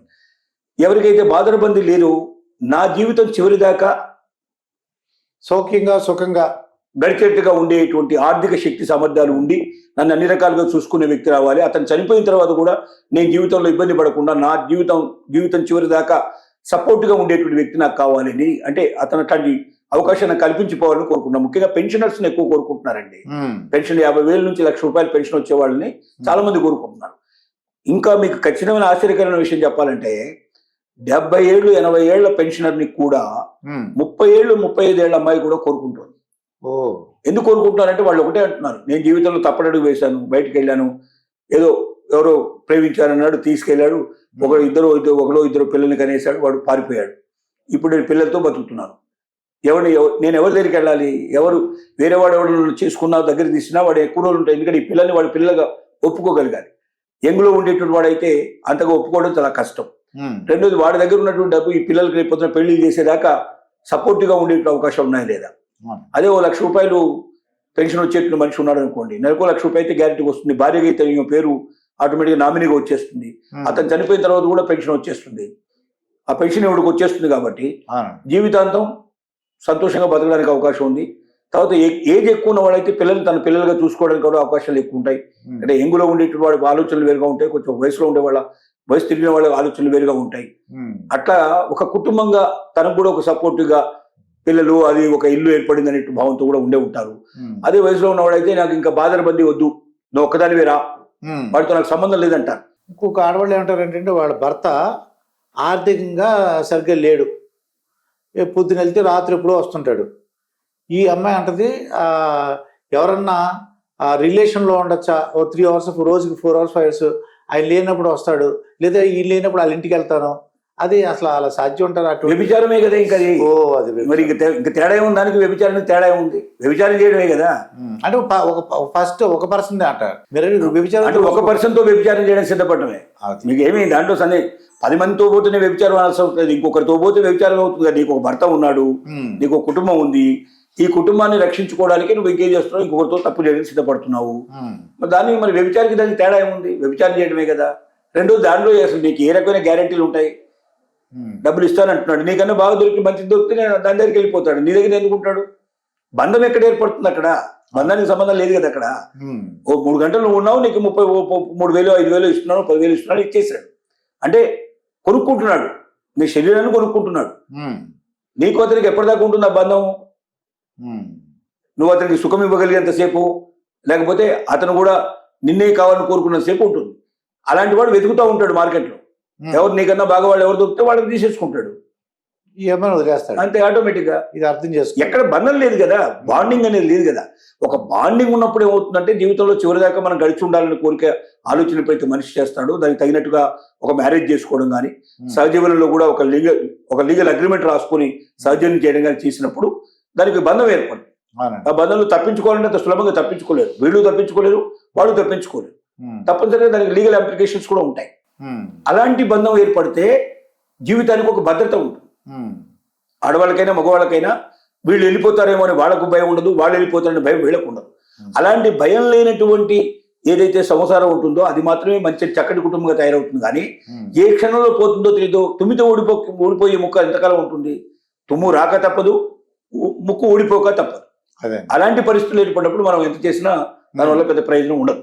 ఇప్పుడు ఎక్కువ ఏంటంటే విడిపోతున్నారండి ఎక్కువ. ఇది మన చిన్నప్పుడు నాకైతే, మీకు నా చిన్నప్పుడు అయితే మాత్రం ఎక్కడో ఎవరో అసలు నేనైతే వినోడు కాదు, ఎవరో ఒకళ్ళు ఎప్పుడు చెప్పారు మాట, ఆ ఊళ్ళో ఎవరో విడిపోయారు ఏదో కారణాల వల్ల అని. ఇప్పుడు ఎక్కువ మంది విడిపోతున్నారు అంటారు. ఏంటి కారణాలు? ఎక్కువగా మీరు అబ్జర్వ్ చేసిన కారణాలు ఏంటంటారు? ఇదంతా ఇన్స్టెంట్ అండి. ఇప్పుడు ముఖ్యంగా చెప్పమంటారా, మొబైల్ ఫోన్లు, చాటింగ్, కమ్యూనికేషన్, వాట్సాప్ కానీ ఇన్స్టాగ్రామ్, ఇవన్నీ కమ్యూనికేషన్ ఏదైతే డెవలప్ అయిందో ఇది మన జీవితాలని నిలువుగా చీల్చేసిందండి. మొత్తం సర్వనాశనం చేసేసింది. దీనివల్ల డెవలప్మెంట్ ఎంత ఉందో దానికన్నా మించిన వినాశనం జరిగింది. అది చాలా మంది గ్రహించట్లే. ఇది ఫారిన్ కంట్రీస్ లో వాళ్ళకి ఇది అలవాటే, పెద్ద కష్టమైన విషయం కాదు. ఎందుకంటే ఒకటే ఉంగరం పెడితే మ్యారేజ్ అయినట్లు లెక్క, ఉంగరం తీస్తే విడాకులు అయినట్లు లెక్క. చాలా సులభంగా ఉంటుంది. కొట్టుకోవడాలు, గందరపడాలు, కోర్టులకు వెళ్ళి 6 నెలలు సంవత్సరాలు వెయిట్ చేయడాలు ఇట్లాంటివి ఉండవు అక్కడ. సంవత్సరాల తరబడి కోర్టులో ఉండదు. ఇప్పుడు ఇక్కడ ఏమవుతుందంటే ఈ మొబైల్ ఫోన్లు పెరిగిన తర్వాత జరిగిన విషయం చెప్తాను మీకు. గతంలో ఏంటి, మనం ఇంట్లోంచి బయటకు వెళ్తే ఒక ల్యాండ్లైన్ ఫోన్లు మాత్రమే ఉండేవి పూర్వకాలంలో. ల్యాండ్లైన్ ఫోన్ ఉన్నప్పుడు ఆ ఫోన్ ఎత్తంగానే ఎవరు మాట్లాడుతున్నారు, ఎవరు చేస్తూ ప్రతి ఒక్కరు, ఆ ఫోన్ ఎవరికి వచ్చిందో తెలియదు, ఎవరైనా పరిగెత్తుకుంటూ తీసేయచ్చు. అంటే ఎవరు చేస్తున్నారో తెలిసే అవకాశాలు సందర్భం ఉంటాయి. మాట్లాడుతున్నప్పుడు ఇన్ఫర్మేషన్ అందరికీ అందే అవకాశాలు ఉంటాయి. కాబట్టి అప్పుడు అసలు ఎవరితో మాట్లాడాలంటే భయం ఉండేది, ఎవరితో కొత్త పరిచయాలు చేసుకోవాలంటే భయం ఉండేది. ఒకసారి ఆ ఇంటికి వెళ్ళి ఆ ఇంట్లో మనిషిని కలవడం కూడా చాలా కష్టంగా ఉండేది. ఎందుకంటే ఎప్పుడు ఏం జరుగుతుందో కమ్యూనికేషన్ లేకపోవడం వల్ల ఒకరినొకరు కలుసుకోవడం, తెలుసుకోవడం చాలా కష్టంగా ఉండేది. ఇప్పుడు మన ఈ మధ్య ఒక తల్లి 2 బిడ్డలకి పెరుగన్నంలో విషయం కలిపేసి తినిపించేసింది. మొగుడు కూడా పెట్టింది, పెరుగన్నంలో విషయం పెట్టింది, అంటే పురుగుల మందితో పెట్టింది. కానీ వాడికి టక్కున ఆఫీస్ నుంచి కాల్ వచ్చింది. అదే టైంకి వాడు కాల్ వచ్చిందని ఆఫీస్కి వెళ్ళిపోయాడు. దీనికి కారణం ఏమిటని వెతికితే మ్యారేజ్ అయింది, 10-12 ఏళ్ళు కలిసి జీవించారు, మంచి చక్కగా అందంగా ఉన్న పిల్లలు ఉన్నారు, భర్త కూడా బాగున్నాడు. తనకి ఏమిటి అంటే భర్తలో ఒక రకమైనటువంటి ఆ రొటీన్ పద్ధతిలో ఎందుకో అతని ప్రవర్తన కానీ, ఆలోచన కానీ, మాట్లాడే విధానం కానీ ఏదైనా ఎక్కడ తేడా వచ్చింది. రెండోది ఏమొచ్చిందంటే తనకు ఈ అసంతృప్తితో తోడుగా పూర్వ విద్యార్థుల సమ్మేళనం ఒకటి జరిగింది. అంటే ఇప్పుడు 10th క్లాస్ లో అందరూ కలిసి చదువుకున్న వాళ్ళ పిల్లలందరూ ఒకసారి కలుసుకున్నారు. ఓల్డ్ స్టూడెంట్స్ అట్లాంటిది ఒక ప్రోగ్రామ్ జరిగింది. ఆ ప్రోగ్రామ్ లో ఒక 10th క్లాస్ లో ఈమె క్లాస్మేట్ ఒకటి కలిశాడు అక్కడ. వాడు ఏంటంటే అప్పుడు 10th క్లాస్ లోనే నేను ప్రేమిస్తున్నాను అని వాడు ప్రేమలేఖ లాంటిది ఇచ్చాడు ఆమెకి. ఇస్తే అట్లాంటిది ఏం లేదు, మా ఇంట్లో వాళ్ళు ఏం చెప్తే అదే చేసుకుంటానని చెప్పి రిజెక్ట్ చేసేసి వచ్చేసింది. వాడు కలిశాడు అక్కడ. నేను ఇప్పటిదాకా మ్యారేజ్ చేసుకోలేదు, నీ మీద నేను ప్రేమను వదిలిపెట్టలేదు, నీకోసమే బతుకుతున్నా, నీకోసమే జీవిస్తున్నా అని చెప్పాడు వాడు. ఈవిడ నమ్మేసింది, ఇంట్రెస్ట్ పెట్టుకుంది. ఫోన్ నెంబర్ తీసుకున్నారు, ఎక్స్చేంజ్ చేసుకున్నారు, ఫోన్లు చేసుకోవడం మొదలు పెట్టారు. ఫోన్లు వీడియో కాల్స్ అయినాయి. వీడియో కాల్స్ కలిసి ఇంటికి పిలుచుకోవడం, వాడు ఇక్కడ కలవడం, మొత్తం మీద కలయిక స్టార్ట్ అయింది. శారీరకంగా కలవడం ప్రారంభించారు. వాడి మీద మోజు పెరిగిపోయింది, రోజు రోజుకు మోజు పెరిగిపోయింది. ఆ మోజు తీర్చుకోవడానికి వాడు ఏమన్నాడు, పిల్లలు అడ్డు, భార్య భర్త అడ్డు, ఇది తొలగించుకోవాలన్నారు. ఇద్దరు కలిసి ప్లాన్ చేసుకున్నారు. పురుగుల మంది ఇచ్చాడు వాడు. అది కాస్త పెరుగులో కలిపేసింది, పిల్లలకు పెట్టేసింది, మౌడికి పెట్టి చంపేద్దామని. ఎంత గుడ్డిగా ఎలా ఉంటారు. ఇప్పుడు మరణించితే దాని ఎంక్వైరీ ఉండదా, పోలీసు రారా, అది ఎలా జరిగిందో తెలుసుకోరా, ఎవరు పెట్టారు, ఇక్కడ ఏం జరిగింది, అవి పెట్టారు, తినేశారు, పిల్లలిద్దరు చనిపోయారు, భర్త మాత్రం తప్పించుకున్నాడు, వెళ్ళాడు. తర్వాత నాకేం తెలియదు అంది. ఇది తెలియకపోవడం, ఆ మిగిలినటువంటి బన్నం ఏముందో దాన్ని తీసుకెళ్లి టెస్ట్ చేశారు, దాంట్లో పురుగుల మంది కలిపినట్టుగా ఉంది. సో ఈమె చెప్పింది అనే విషయం బయటకు వచ్చేసింది. ఎంక్వైరీ చేస్తే ఫోన్ తీస్తే ఫోన్ డేటాలు మొత్తం అవతల వాడి ఫోన్లు, వీడియోలు అన్ని కనబడుతున్నాయి. వాడిని ఇద్దరు తీసుకొచ్చి లోపల పడేస్తే అన్ని విషయాలు బయటకు వచ్చాయి. అంటే ఈ ఫోన్ వల్ల ఏమవుతుందంటే ఏ క్షణంలో ఏం జరుగుతుందో ప్రపంచాలు చూస్తాం. ఆ ఇంట్లో ఎప్పుడు వెళ్ళాడు, ఎప్పుడు వస్తాడు, ఎక్కడున్నారు. చాలా మంది ఏం చేస్తారంటే, మీరు ఇప్పుడు ఎక్కడున్నారు అని అడుగుతారు. ఎక్కడున్నారంటే, ఇప్పుడు మీరు ఎక్కడున్నారు, పలానా చోటు ఉన్నాం. ఓహో, ఎంతసేపు అవుతుంది ఇంటికి రావడానికి, టైం పడుతుంది. ఓకే, ఇంత టైం పడుతుంది కదా, ఈ టైంలో మనం ఏం చేయడానికైనా అవకాశం ఉంటుందనే పరిస్థితి ఏర్పడుతుంది. వీడియో కాల్ సిస్టంలో ఎవరు ఎక్కడున్నారో తెలుసుకోవచ్చు, ఎవరితో మాట్లాడవచ్చు. సాన్నిహిత్యం పెరిగిపోయింది. అసలు ఎవరి చేతిలో చూడండి మీరు, ఫోన్ లేని వాళ్ళు ఎవరైనా ఉన్నారా? ఈవెన్ చదువు రాని వాళ్ళ దగ్గర ఫోన్లు ఉన్నాయి, చదువు వచ్చే వాళ్ళ దగ్గర ఫోన్ ఉన్నాయి. కమ్యూనికేషన్ పెరగడం వల్ల కొన్ని లాభాలు వచ్చాయి, కొన్ని నష్టాలు వచ్చాయి. ముఖ్యంగా మానవ సంబంధాలు భారతదేశం లాంటి దగ్గరగా ఒక చక్కటి మనకు అన్యోన్యత ఉండేటువంటి కుటుంబాలు మొత్తం దిట్టనిరుగా చీలిపోవడానికి ఈ కమ్యూనికేషన్ సిస్టమ్ బాగుంది. ఇక ఇప్పుడు మీరు అన్నట్టుగా తొందరగా విడిపోతున్నారు కారణం అంటే, ఒకప్పుడు మ్యారేజ్ అయిన తర్వాత వాడు కొట్టినా, తిట్టినా, చేసేసినా, ఎందుకంటే ఆడవాళ్ళకు స్వతంత్రత ఉండేది కాదు, ఆడవాళ్ళకు సంపాదన ఉండేది కాదు, మొగుడు తెచ్చి దాని మీదనే ఆధారపడి ఉండేవాళ్ళు పూర్తిగా. అలాంటప్పుడు వాడు కొట్టినా, తిట్టినా, తాగొచ్చినా, ఏది చేసినా వాడితో కలిసి ఉండేటువంటి పరిస్థితులు ఉండేవి. ఇప్పుడు ఆడవాళ్ళు మగవాళ్ళ కన్నా ఎక్కువగా చదువుతున్నారు, మగవాళ్ళ కన్నా గొప్ప ఉద్యోగాలు చేస్తున్నారు, సంపాదన బ్రహ్మాండంగా మగవాడితో పోటీపడి సంపాదిస్తున్నారు. ఆర్థిక స్వాతంత్రం ఎప్పుడైతే వస్తుందో స్త్రీకి, పురుషునికి అణిగిమణిగి ఉండాల్సిన అవసరం లేదు. వాడు కూడా ఇద్దరు కలిసి మన ఇద్దరం సమానమైన భావంతో బతికేటువంటి కుటుంబాలు బాగానే జీవిస్తున్నాయి. కానీ ఎక్కడైతే కొంచెం మేల్ డామినేషన్ కనబడిందో అక్కడ స్త్రీ సహించట్లేదు. తర్వాత ఫిమేల్ డామినేషన్ కనబడితే మేల్ సహించట్లేదు. ఇద్దరి మధ్య గొడవలు వచ్చేస్తున్నాయి. ఈ పరిస్థితుల్లో ఇప్పుడున్నటువంటి ఇన్స్టెంట్ ప్రేమలు అవుతున్నాయి. చాటింగ్ మొదలు పెడతారు, వాట్సాప్ ప్రేమలో వారం రోజులు నడుస్తాయి, 15 రోజుల తర్వాత కలుసుకుంటారు, 15 రోజులు పెళ్లి చేసుకోవాలని డిసైడ్ చేసుకుంటారు, 30 రోజుల్లో పెళ్లి అయిపోతుంది, 3 నెలల్లో విడాకులు అయిపోతుంది. ఇంతే. కృష్ణారెడ్డి గారు, ఇప్పుడు ఆడవాళ్ళు వాళ్ళు అంటే మా చిన్నప్పుడు తల్లి తండ్రి అలా మావయ్యో బాబాయ్ ఏం చెప్తే అది చేసేసుకున్నారు ఆడపిల్లలు. ఇప్పుడు ఆడపిల్లల కోరికలు ఎలా ఉన్నాయంటారు? ఇప్పుడు ఆడపిల్లల కోరికలు ఇప్పుడు ఎలా ఉన్నాయంటే, ఈ జనరేషన్ పిల్లలు అత్తా మావ ఉండకూడదు అంటున్నారట. అత్త మావ ఉండకూడదు, ఆడపడుచులు అసలు ఉండకూడదు. తర్వాత వీళ్ళెవరు వచ్చి ఇక్కడ ఉండకూడదు, ఒకవేళ ఉన్నా కూడా వాళ్ళు వచ్చి ఇక్కడ ఎవరు ఉండకూడదు. ఇందులో నుంచి వచ్చే ఆదాయం నుంచి వాళ్ళు ఏమి తీసుకోకూడదు. వాళ్ళ బతుకులు వాళ్ళవే, మా బతుకులు మాధవే. ఎప్పుడైనా చుట్టచూపుగా వస్తే ఒక్క రోజు కన్నా ఎక్కువ ఉండడానికి వీల్లేదు, మా మీద బడ్డని వేయడానికి వీల్లేదు, వాళ్ళకు గమనించినట్టు అవసరాలు ఏవి మా దగ్గర తీర్చుకోవడానికి వీల్లేదు. అంటే నీ అబ్బాయి నాకు ఇచ్చేస్తున్నావు, ఈ రోజు నుంచి నీకు నాకు సంబంధం లేదు అనే పరిస్థితులు నడుస్తున్నాయి. ఆ కోరికలు అవి ఆస్తి అంటే ఎంత ఉండాలి కోరుకునే జీతం కానీ ఇవన్నీ కూడా, అంటే ఆస్తిలో రకరకాలు ఉన్నారు, అందరూ ఒకటే రకంగా లేరు. కానీ నేను ఎందుకంటే మగవాళ్ళకి ఒక 10,000 20,000 అనుకోండి, వాళ్ళకి పెళ్లిళ్ళే అవకాశాలు ఉన్నాయంటారు. ఇంకా అంటే ఆ లెవెల్లో ఉండే వాళ్ళు కూడా ఉంటారు కదా. ఇప్పుడు కొన్ని నాళ్ళు చేసుకునే వాళ్ళు ఉంటారు, చదువు రాని వాళ్ళు ఉంటారు, ఇంకా అలాంటి వాళ్ళు కూడా చాలా మంది ఉన్నారు. నిరక్షరాస్యులు కూడా కొంతమంది ఉన్నారు. ఎందుకంటే పల్లెటూరులోంచి వచ్చేవాళ్ళు ఉన్నారు కొంతమంది, వాళ్ళకి చదువు రాకపోవచ్చు. తర్వాత ఏదైనా మారుతల్లి ఉండేటువంటి ఇంట్లో అమ్మాయిలు చదివించకుండా ఉంచే అవకాశాలు ఉండొచ్చు. రకరకాల కారణాల చేత పేదరికంలోంచి కూడా చదివించలేని పరిస్థితి. అంటే ఇవాళ హాస్టల్స్ ఉన్నాయి, అవన్నీ ఉన్నాయి, కానీ వాటిని ఉపయోగించుకొని ఎవరైతే ముందుకెళ్తున్నారో 90% పీపుల్ ఇప్పట్లో చేంజెస్ వచ్చాయి. ఇంకా 10% రాని పరిస్థితులు కూడా ఉన్నాయి. కాబట్టి మరి 10th క్లాస్ చదువుకున్న వాడికో 10,000 రూపాయలు ఉద్యోగ చోడుకు ఆటోలు ఉన్నాయి, రిక్షాలు నడిపేవాళ్ళు, ఇట్లాంటి వాళ్ళు చాలా మంది ఉన్నారు. 10,000 కన్నా వాళ్ళకి ఎక్కువ ఆదాయం ఉండకపోవచ్చు. వాళ్ళందరూ బతుకుతున్నారు కదా, గంటకు తగ్గ బొంత అన్నారు. ఎవరికి తగ్గట్టుగా వాళ్ళు ఇక్కడ సమాజంలో కూడా ఉన్నారు, ఇప్పటికీ కూడా ఉన్నారు, లేరని కాదు. కాకపోతే కోరికలు ఆశలు పెరగడం వల్ల ఏమవుతుందంటే తప్పని పరిస్థితుల్లో చేసుకుంటున్నారు కానీ అడ్జస్ట్ కాలేకపోతున్నారు. అదే. అంటే ఇంకో మార్గం లేక చేసుకుంటున్నారు. అవును. చేసుకున్న తర్వాత కోరికలు ఎక్కడికి పోవు కదా. అవును. ఆ ఉన్నదాంట్లో తృప్తిపడి మనం ఇదే మనకు ఇంతకన్నా మనకు జీవితం లేదు, దీంట్లోనే గడపాలి మనం అనుకుంటే ఆనందంగా శాంతంగా ఉండగలుగుతాను. కానీ ఇందుకు మించి నాకు జీవితం కావాలని కోరుకుంటే ఆటోమేటిక్గా ఇబ్బందుల పాల్పోయే పరిస్థితి ఏర్పడదు. ఇప్పుడు డింక్ అని మీరు విన్నారంటే అంటే ఇద్దరు సంపాదించుకుంటారటండి, పిల్లలు వద్దనుకుంటున్నారండి. నేను ఒక అతను చూసాను ఇంటర్వ్యూ, ఆ మదర్ చెప్తున్నమాట ఏడ్చేస్తుంది దగ్గర, ఏదో స్వయంవరం దగ్గర వెళ్ళి చూశాను అనమాట ఇంటర్వ్యూ తీసుకుందామని.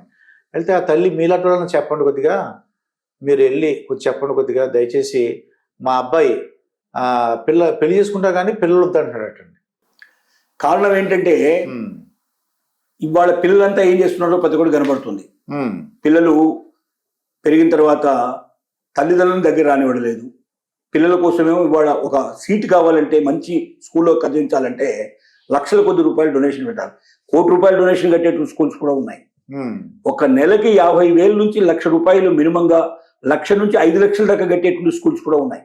నెలకి ప్రతి నెల హాస్టల్తో సహా ₹5,00,000 నెలకు కట్టేటువంటి స్కూల్స్ కూడా ఉన్నాయి. అంటే చదువు విపరీతమైన కాస్ట్ అయిపోయింది. తర్వాత వాడి మెయింటెనెన్స్ చాలా కాస్ట్ అయిపోయింది. వీళ్ళ కోరికలు కూడా, పిల్లల కోరికలు కూడా ఎట్లా ఉంటున్నాయంటే వెంటనే నాకు మొబైల్ ఫోన్ కావాలి, మామూలు మొబైల్ ఫోన్ కాదు, ఐఫోన్ కావాలంటాడు, నాకు ల్యాప్టాప్ కావాలంటాడు, నాకు డిజిటల్ ఎక్విప్మెంట్ కావాలంటాడు, నాకు మంచి డ్రెస్ కావాలంటాడు, నేను టూర్స్లో వెళ్ళిపోతాను, వాళ్ళు వెళ్తున్నారు అక్కడికి, గోవా వెళ్తున్నారు, వీడు ఇక్కడికి వెళ్తున్నాడు, వాడు స్విట్జర్లాండ్ వెళ్తున్నాడు, వీడి ఇక్కడికి వెళ్తానంటాడు. నీ తల్లిదండ్రుల పరిస్థితి ఏమిటి, ఆర్థిక స్థితి ఏమిటి, పరిస్థితి ఏమిటి, వాడి దగ్గర ఉన్న మొత్తం సేవింగ్స్ ఎంత, పరిస్థితి అవి చూసుకోవడం, డిమాండ్ చేయడం మొదలు పెడతారు. ఒప్పుకోకపోతే సూసైడ్ చేసుకునే వాళ్ళు ఉన్నారు. మార్కులు తక్కువ వచ్చాయని అడిగితే సూసైడ్ చేసుకునేవాడు ఉన్నాడు. చదువుకోమని చెప్తే గట్టిగా మందులు ఇస్తే సూసైడ్ చేసుకునేవాడు ఉన్నాడు. టీచర్ కొట్టాడని స్కూల్ సూసైడ్ చేసుకునేవాడు ఉన్నారు. అంటే ధైర్యం లేదు, పిరికితనం ఎక్కువ, అట్ ద సేమ్ టైం కోరికలు చాలా ఎక్కువ. పిల్లలు కోరే కోరికల్ని తీర్చడం అనేది తల్లిదండ్రులు చేయలేకపోతున్నారు. పోనీ ఇంత కష్టపడి వాడి కోసం సప్పో చేసి తనకు చేతనైన కాని పరిస్థితుల్లో కూడా వాడు పార్ట్ టైం చేసో, వచ్చేసో, ఇచ్చేసో కష్టపడి సంపాదించి ఇస్తే ఆ పిల్లలు రేపొద్దున ఇవి తీర్చుకుంటారనే నమ్మకం లేదు. వీడి మీద వదిలేసి వెళ్ళిపోతున్నారు. ఎంతమంది విదేశాలకు వెళ్ళిన వాళ్ళు మా దగ్గర ఎల్డర్స్ క్లబ్ లోపల ఒక్కొక్క జీవితం వింటుంటే ఒక్కొక్క కథ, ఒక పెద్ద కథ తయారవుతుంది. ఇతనికి మంచి ఇన్కమ్ 5 లక్షలు అంత వస్తుందండి, కానీ వాళ్ళ అమ్మ ఏడ్చేస్తుందండి, మా అబ్బాయి ఇలా అంటున్నాడు, నాకు 5 లక్షలు ఎంత వస్తుందండి. ఇంకో అమ్మాయిని పెళ్లి చేసుకుంటే ఆ అమ్మాయికి 3 లక్షలు, అంటే నెలకి 8 లక్షలు వస్తుంది. అయినా సరే పిల్లల్ని పెంచడం ఇష్టం లేదట. అంటే పెళ్లి చేసుకున్నాడా, పెళ్లి చేసుకోకుండా ఉన్నాడు, పెళ్లి చేసుకోవాలనుకుంటున్నాడట. కానీ ఎటువంటి పిల్ల కావాలంటే నాకు కూడా పిల్లలు వద్దని అనుకోవాలంట. అంటే అతను బహుశా అదే నేను అనుకోవడం కారణం ఏంటంటే తన తల్లిదండ్రులు మిగతా తల్లిదండ్రులకు ఎట్లాగైతే పిల్లలు బాధ పెడుతున్నారో, ఓల్డ్ ఏజ్ లోపల తన డబ్బంతా పిల్లలకి ఇచ్చేయాలి, తన దగ్గర డబ్బులు కూడా ఉండవు, ఆస్తు కూడా ఉండని పరిస్థితి పడుతుంది, తను మాత్రం పిల్లలు చూసుకోరు. ఇప్పుడున్న పరిస్థితి అది. చూసాడు. ఆ పరిస్థితి నాకు కూడా వస్తే అలాంటి భయంకరమైన జీవితాన్ని ఎందుకు గడపాలి అనేటువంటి ఆలోచన అతనికి ఉండి ఉండొచ్చు. లేదా పిల్లల్ని సరిగ్గా నేను పెంచలేకపోతానేమో, సడన్ గా నాకేమైనా జరిగితే ఆ పిల్లలు ఒంటరిగా మిగిలిపోతారేమో సమాజంలో అనే భయాలను ఉండొచ్చు. ఫోబియా అంటారు అతనికి, మ్యారేజ్ ఫోబియా ఉండొచ్చు బహుశా, లేదా పిల్లల ఫోబియా, చిల్డ్రన్ ఫోబియా ఉండొచ్చు అతనికి. అతని సైకాట్రిస్ట్ ఏదైనా మంచి సైకాట్రిస్ట్ చూపిస్తే వాళ్ళు జాగ్రత్తగా చేసి డీల్ చేసి అతనికి మెల్లగా మానసికంగా అతన్ని మార్పు తీసుకొచ్చే అవకాశం ఉంది. సరే, ఇప్పుడు పెళ్ళిళ్ళు విడిపోతున్నారండి, ఏంటమ్మా విడిపోయారు అన్నది, ఆ అబ్బాయి మగోడు కాదండి, మా పిల్లతో గడపలేదనేసి ఆ తల్లి చెప్పిందండి నాతో. అంటే ఎలా సార్, ఇప్పుడు అతను మగోడు అవునా కాదు, ఎలాగా అది డిసైడ్ అవడం సార్? అది ఆశ్చర్యంగాను. దీనిలో 2-3 రకాల విషయాలు ఉన్నాయండి. ఒకటి, నిజంగా కూడా ఇంపార్టెన్స్ బాగా పెరుగుతుంది ఈ మధ్యకాలంలో. కారణం ఏంటంటే డ్రింక్స్ అటు పడడం, డ్రగ్స్కి అలవాటు పడిపోవడం, ఇలాంటి కొన్ని మాదక ద్రవ్యాలు తొందరగా మనిషిలో ఉండేటువంటి మగతనాన్ని చంపేస్తాయి. కొంతమంది పుట్టుకతోటే వాళ్ళలో జీన్స్ ఉండకపోవడం కూడా జరిగే అవకాశాలు ఉన్నాయి. థర్డ్ జెండర్ అంటాం మనం, తెలిసిన వాళ్ళు కొంతమంది వాళ్ళు బయట పెట్టకుండా, బయట కనపడకుండా థర్డ్ జెండర్ కూడా మ్యారేజ్ చేసేసే అవకాశాలు ఉన్నాయి. వాళ్ళు ఆడవాళ్ళు కోరుకుంటారు, మగవాళ్ళని కోరుకునే పరిస్థితులు ఉంటాయి. అట్లాగా సోలింగా సంపర్కం చేసేవాళ్ళు కూడా కొంతమంది ఉంటారు. రకరకాల వాళ్ళు ఉన్నారు. దాని వెనక ఏ కారణం ఉందో మనకు స్పష్టంగా తెలియదు. కారణం ఏదో కారణం ఉండి ఉంటుంది, బహుశా స్పష్టమైన కారణం ఉండి ఉంటుంది దానికి. ఏదేమైనప్పటికీ ఇక్కడ ఇష్టం లేకపోతే చెప్పే అవకాశాలు కూడా ఉన్నాయి. తను కాకుండా గతంలోనే ఎవరైనా ప్రేమించి ఉంటే, తల్లిదండ్రుల బలవంతం వల్ల వీడిని మ్యారేజ్ చేసుకుని ఉంటే ఈ అబ్బాయిని వదిలించుకోవడానికి దాన్ని ఒక అస్త్రంగా గుర్తుకొని, ఎందుకంటే మ్యారేజ్ తొందరగా మీకు విడాకులు దొరికేది ఏంటంటే ఇంపార్టెన్స్ తో విడాకులు దొరుకుతుంది. తర్వాత దాన్ని ఎట్లా నిరూపించాలి? పోనీ డాక్టర్ దగ్గరికి తీసుకెళ్తారు, ఇతని దగ్గరలో అయితే సెక్స్ చేసే శక్తి ఉందని అంటారు, కానీ సైకలాజికల్ సెక్స్ చేసే శక్తి ఉన్నవాడు కూడా ఒక్కోసారి ఆడపిల్ల దగ్గరికి వచ్చేసరికల్లా అతను ఫ్రీజ్ అయిపోతాడు. రకరకాల కారణాలు ఉండొచ్చు. గతంలో ఎక్కడో పోయినప్పుడు అవతల వాళ్ళు చాలా అసహించుకొని ఇంకో రకంగా మాట్లాడిన విషయాలు ఉండొచ్చు, లేదా ఫ్రెండ్స్ అనుభవాలు చాలా ఘోరంగా ఉన్న అనుభవాలు వాళ్ళకి చెప్పు ఉండొచ్చు, కారణాలు ఏవైనా ఉండొచ్చు. ఇవన్నీ మానసికమైనటువంటి సమస్యలు. ఈ సమస్యలకు ఒకటి డాక్టర్తో చెక్ చేయించడం. డాక్టర్ దీనికి కావాల్సినటువంటి అత్యాధునికమైనటువంటి అన్ని వచ్చాయి, చికిత్సలు వచ్చాయి, టెస్టులు వచ్చాయి. ఆ టెస్టుల్లో అతను మగశక్తి మగతనం అతనికి ఉందా లేదా అని తెలుసుకునే అవకాశాలు ఉన్నాయి. రెండు, దాంతో పాటుగా అతనిలో ఒకవేళ ఆ సమయంలో అతను ఎందుకు ఫెయిల్ అవుతున్నాడో తెలుసుకొని అది లేకుండా చేయడానికి మందులు కూడా ఉన్నాయి. అది ఉపయోగించినట్టయితే డాక్టర్ మాట్లాడే అవకాశం ఉంది. కానీ అమ్మాయి ఎందుకు ఈ మాట అంటోంది గట్టిగా అంటే, బహుశా అతన్ని వదిలించుకోవాలని అతను నిర్ణయించుకొని తల్లిదండ్రుల మాట కదనలేక మ్యారేజ్ చేసుకున్న తర్వాత ఇతను వదిలించుకోవడానికి మార్గంగా ఇతను మగవాడే కాదంటే ఏం చేస్తారు, మగవాడు కానివాడితో నువ్వు సంసారం చేయమని ఏ తల్లిదండ్రులు చెప్పరు కదా. తర్వాత కోర్టులో కూడా చాలా ఈజీగా దొరుకుతుంది, విడాకులు దొరుకుతాయి కూడా. ఈ కారణం మీద అయితే విడాకులు వెంటనే మంజూరు చేస్తారు. సో తన భర్తని వదిలించుకోవాలని కొన్ని దీనిలో మగవాళ్ళలో కాదు ఆడవాళ్ళలో కూడా ఫ్రిజిడిటీ ఉంటుంది. మగవాడితో కాపురం చేయలేని పరిస్థితులు కూడా ఉండేటువంటి లక్షణాలు ఉంటాయి వాళ్ళలో. అసలు మగవాడు చెయ్యేస్తే చాలు వెంటనే భయపడిపోతారు, వాళ్ళు ఎప్పుడైతే వణికిపోతారు, షివరైపోతారు. ఇలాంటి సంఘటనలు కూడా జరిగే అవకాశాలు ఉన్నాయి. నేను ఇలాగా అందరు ఇంటర్వ్యూ చేస్తుంటాం కదా, ఆవిడకి 70 ఏళ్ళు అండి. అంటే మ్యారేజ్ రకరకాల అంతులేని కథని నేను చిన్నప్పుడు జయప్రద సినిమా చూశానండి. ఆ బ్రదర్స్ గురించి సిస్టర్ గురించి పాటు పడి ఆవిడ పెళ్లి చేసుకుని ఉండిపోతుంది. అలాగే ఇప్పుడు 70 years వచ్చింది, కొద్దిగా అందంగా ఉంది, ఆవిడ ఇప్పుడు పెళ్లి చేసుకోవాలనుకుంటుందండి. నాతో అన్నమాట ఏంటంటే, నేను పురుష అసలు వాళ్ళతో ఎప్పుడూ నాకు టచ్ లేదండి, వాళ్ళ ఏ పురుషుని కూడా నేను అది టచ్ చేయలేదు అని. కానీ ఇప్పుడు కోరిక వచ్చిందండి, ఏమని, ఏదో ఊళ్ళు తిరగాలని, బోల్డ్ డబ్బులు వస్తున్నాయట ఆవిడకి. ఒక గవర్నమెంట్ జాబ్ రిటైర్డ్ అయింది. నేను అది ఏదైనా ఫారిన్ వెళ్ళాలన్నా, గుడికి వెళ్ళాలన్నా ఇప్పుడు అనిపిస్తుందండి ఒకదాని ఉన్నా అని చెప్పేసి. ఎవరైతే తను పెంచి పోషించి వాళ్ళెవరు కూడా ఎవరి పనులు వాళ్ళు చేసుకుంటున్నారు. ఇప్పుడు అనిపిస్తుందండి ఆవిడ చూడడానికి ఆవిడ యంగ్గానే ఉందండి ఆవిడ. అంటే బహుశా ఆవిడకి పురుషుడితో కలిసి సాంగత్యం లేకపోవచ్చు బహుశా జీవితంలో. కొంతమంది ఉంటారు, అంటే పెళ్ళి అంటే భయం, పురుషుడు అంటే భయం, ఇంకొకరు తాకాలంటే భయం. అలాంటి చిన్నప్పుడే వాళ్ళ మీద ఏదైనా అఘాయిత్యం జరిగింది అనుకోండి, చిన్నప్పుడు చాలా చిన్న ఏజ్లో, అంటే ఇంకా వయసు కూడా రాని టైం లోపల చాలా మంది అఘాయిత్యాలు, ఇవాళ ఇప్పుడు 2 ఏళ్ల పిల్లలు, 3 ఏళ్ల పిల్లలు, 6 ఏళ్ల పసికందుల మీద కూడా అఘాయిత్యాలు చేసేవాళ్ళు మనకు కనబడతారు. చిన్నతనంలోనే అలాంటిది ఏదైనా సంఘటన జరిగిన వాళ్ళు ఇంకా మ్యారేజ్ అన్నా, మొగాళ్ళన్నా అసలు అసహ్యమైన పరిస్థితి ఏర్పడుతుంది. వాళ్ళ దగ్గరికి వస్తేనే వణికిపోతారు, వాళ్ళ దగ్గర రానివ్వరు, ఒక ఫోబియా లాగా ఉంటుంది. కొంతమందికి డామినేటింగ్ తత్వం, తనే గొప్పది, ఇంకా పురుషుడు తన జీవితంలోకి వస్తే వాడు నన్ను ఎక్కడైనా డామినేట్ చేస్తాడేమో, కాబట్టి వాడిని దూరంగా పెట్టే మంచిది అని కొంతమంది వస్తారు. కొంతమంది ఆధ్యాత్మిక తత్వం, అంటే భగవంతుని ధ్యానంలో ఉండిపోయి నాకు ఇంకా పెళ్ళే వద్దు, నాకు ఈ ధ్యానంలోనే ఉండిపోతాను అనుకునే వాళ్ళు ఉన్నారు. ఇప్పుడు మీరు చెప్పిన కేసులో పర్టికులర్ గా ఆవిడకు బహుశా పురుషుడు అంటే అంటే ఆసక్తి లేకుండా ఇంతకాలం ఉంటుంది. ఇప్పుడు ఎందుకంటే జరిగిన సంఘటనలు, అంటే తను ఎవరినైతే పెంచిందో, పెద్ద చేసిందో, లేకపోతే దూరం అయిపోయే వాళ్ళంతా ఒంటరితనంగా ఉండటం ఒకటి. రెండోది, ఎక్కడికైనా వెళ్ళాలంటే ఎవరైనా తోడు లేకుండా వెళితే అక్కడ ఆ ఏరియా అంత దూరం ఒంటరిగా పోయినప్పుడు ఏదైనా జరగకూడదు జరిగితే, సమస్యలు ఏమైనా వస్తే పక్కన ఒక మనిషి తోడుగా ఉంటే బాగుంటుంది. వేరే వాళ్ళు ఎవరిని తీసుకెళ్ళలేను, ఎవరో ఒకరిని చేసుకొని తీసుకెళ్తే. ఈ ఏజ్లో బహుశా సంసార సుఖం కోసం ఆలోచించడం కన్నా ఎక్కువగా సాంగత్యం కోసం కోరుకునే వాళ్ళే, మానసికంగా దగ్గరగా ఉండే వాళ్ళు ఉంటారనే భావంతో కూడా ఈ పరిస్థితి ఉండొచ్చు అని నేను అనుకుంటున్నాను. ఇప్పుడు ఇన్ని సంవత్సరాల నుంచి మీరు పెట్టారండి, మీకున్న అనుభవాలు అంటే కొద్దిగా సంతోషకరమైన సంఘటనలు ఉంటాయి, బాధపడిన సంఘటనలు ఉంటాయి, మీరు ఇబ్బంది పడిన సంఘటనలు ఏమైనా ఉన్నాయా? ముందు సంతోషకరమైన సంఘటనలు ఉండకుండా ఎలా ఉంటాయి, చాలా ఉంటాయి. అదే ఈ ఎల్ఎస్ఎల్ ఇంటర్నేషనల్ ఫౌండేషన్ పెట్టిన తర్వాత నా జీవితంలో చాలా సంతోషం ఉంది. ఎందుకంటే ఎంతో మందికి మనం మేలు చేయగలిగే అవకాశం ఏర్పడింది. ముఖ్యంగా తల్లిదండ్రులు పిల్లలు వదిలేసిన తల్లిదండ్రులు, పిల్లలు దూరం అయిపోయిన తల్లిదండ్రులు, వాళ్ళు జీవితంలో ప్రతిరోజు కన్నీరు మున్నీరుగా బతుకుతున్న వాళ్ళకి ఒక ఆసరగా నిలబడి, ఒక బాధ్యతగా నిలబడి, వాళ్ళకి ధైర్యం చెప్పి జీవితంలో వాళ్ళు నిలబట్టేట్టుగా చేయడానికి మాకు శక్తి వంచన లేకుండా మేము ప్రయత్నం చేస్తా ఉన్నాం. దాంట్లో కనపడే ప్రతి కేసులో మాకు ఒక ఆనందం, ఒక సంతోషం ఎప్పుడు కలుగుతూనే ఉంటుంది అనే విషయంలో. తర్వాత మేము పెద్దల స్వయంవరం పెట్టిన తర్వాత చాలా మంది కలిపి మేము వివాహాలు చేస్తున్నప్పుడు, వాళ్ళు కలిసి జీవిస్తున్నప్పుడు, మళ్ళీ ఒక 2 ఏళ్ళు 5 ఏళ్ల తర్వాత వాళ్ళు కలుసుకుంటున్నప్పుడు వాళ్ళు సుఖంగా బతకడం, అంత ముందు కన్నా మేము చాలా గొప్పగా ఉన్నామండి, మాకు ఇప్పుడు కన్నీరు లేదు, మాకు బాధ లేదు, చనిపోతామన్న భయం కూడా మాకు లేదు, కలిసి ఉన్నంత కాలం చక్కగా కలిసి ఉండడానికి మేము సిద్ధంగా ఉన్నాం, జీవితంలో చనిపోయేదాకా సిద్ధంగా ఉన్నామని చెప్తుంటే యంగ్ జనరేషన్ లో కూడా ఇవాళ మోర్ దెన్ 40% విడాకులకు వెళ్ళిపోతున్న తరుణంలో ఇలాగా ఈ ఏజ్ లో పెళ్లి చేసుకున్న వాళ్ళలో 3% 5% ఫెయిల్యూర్స్ తప్ప 95% సక్సెస్ అవుతున్నది ప్రతి ఒక్కటి ఆనందం కలిగించింది.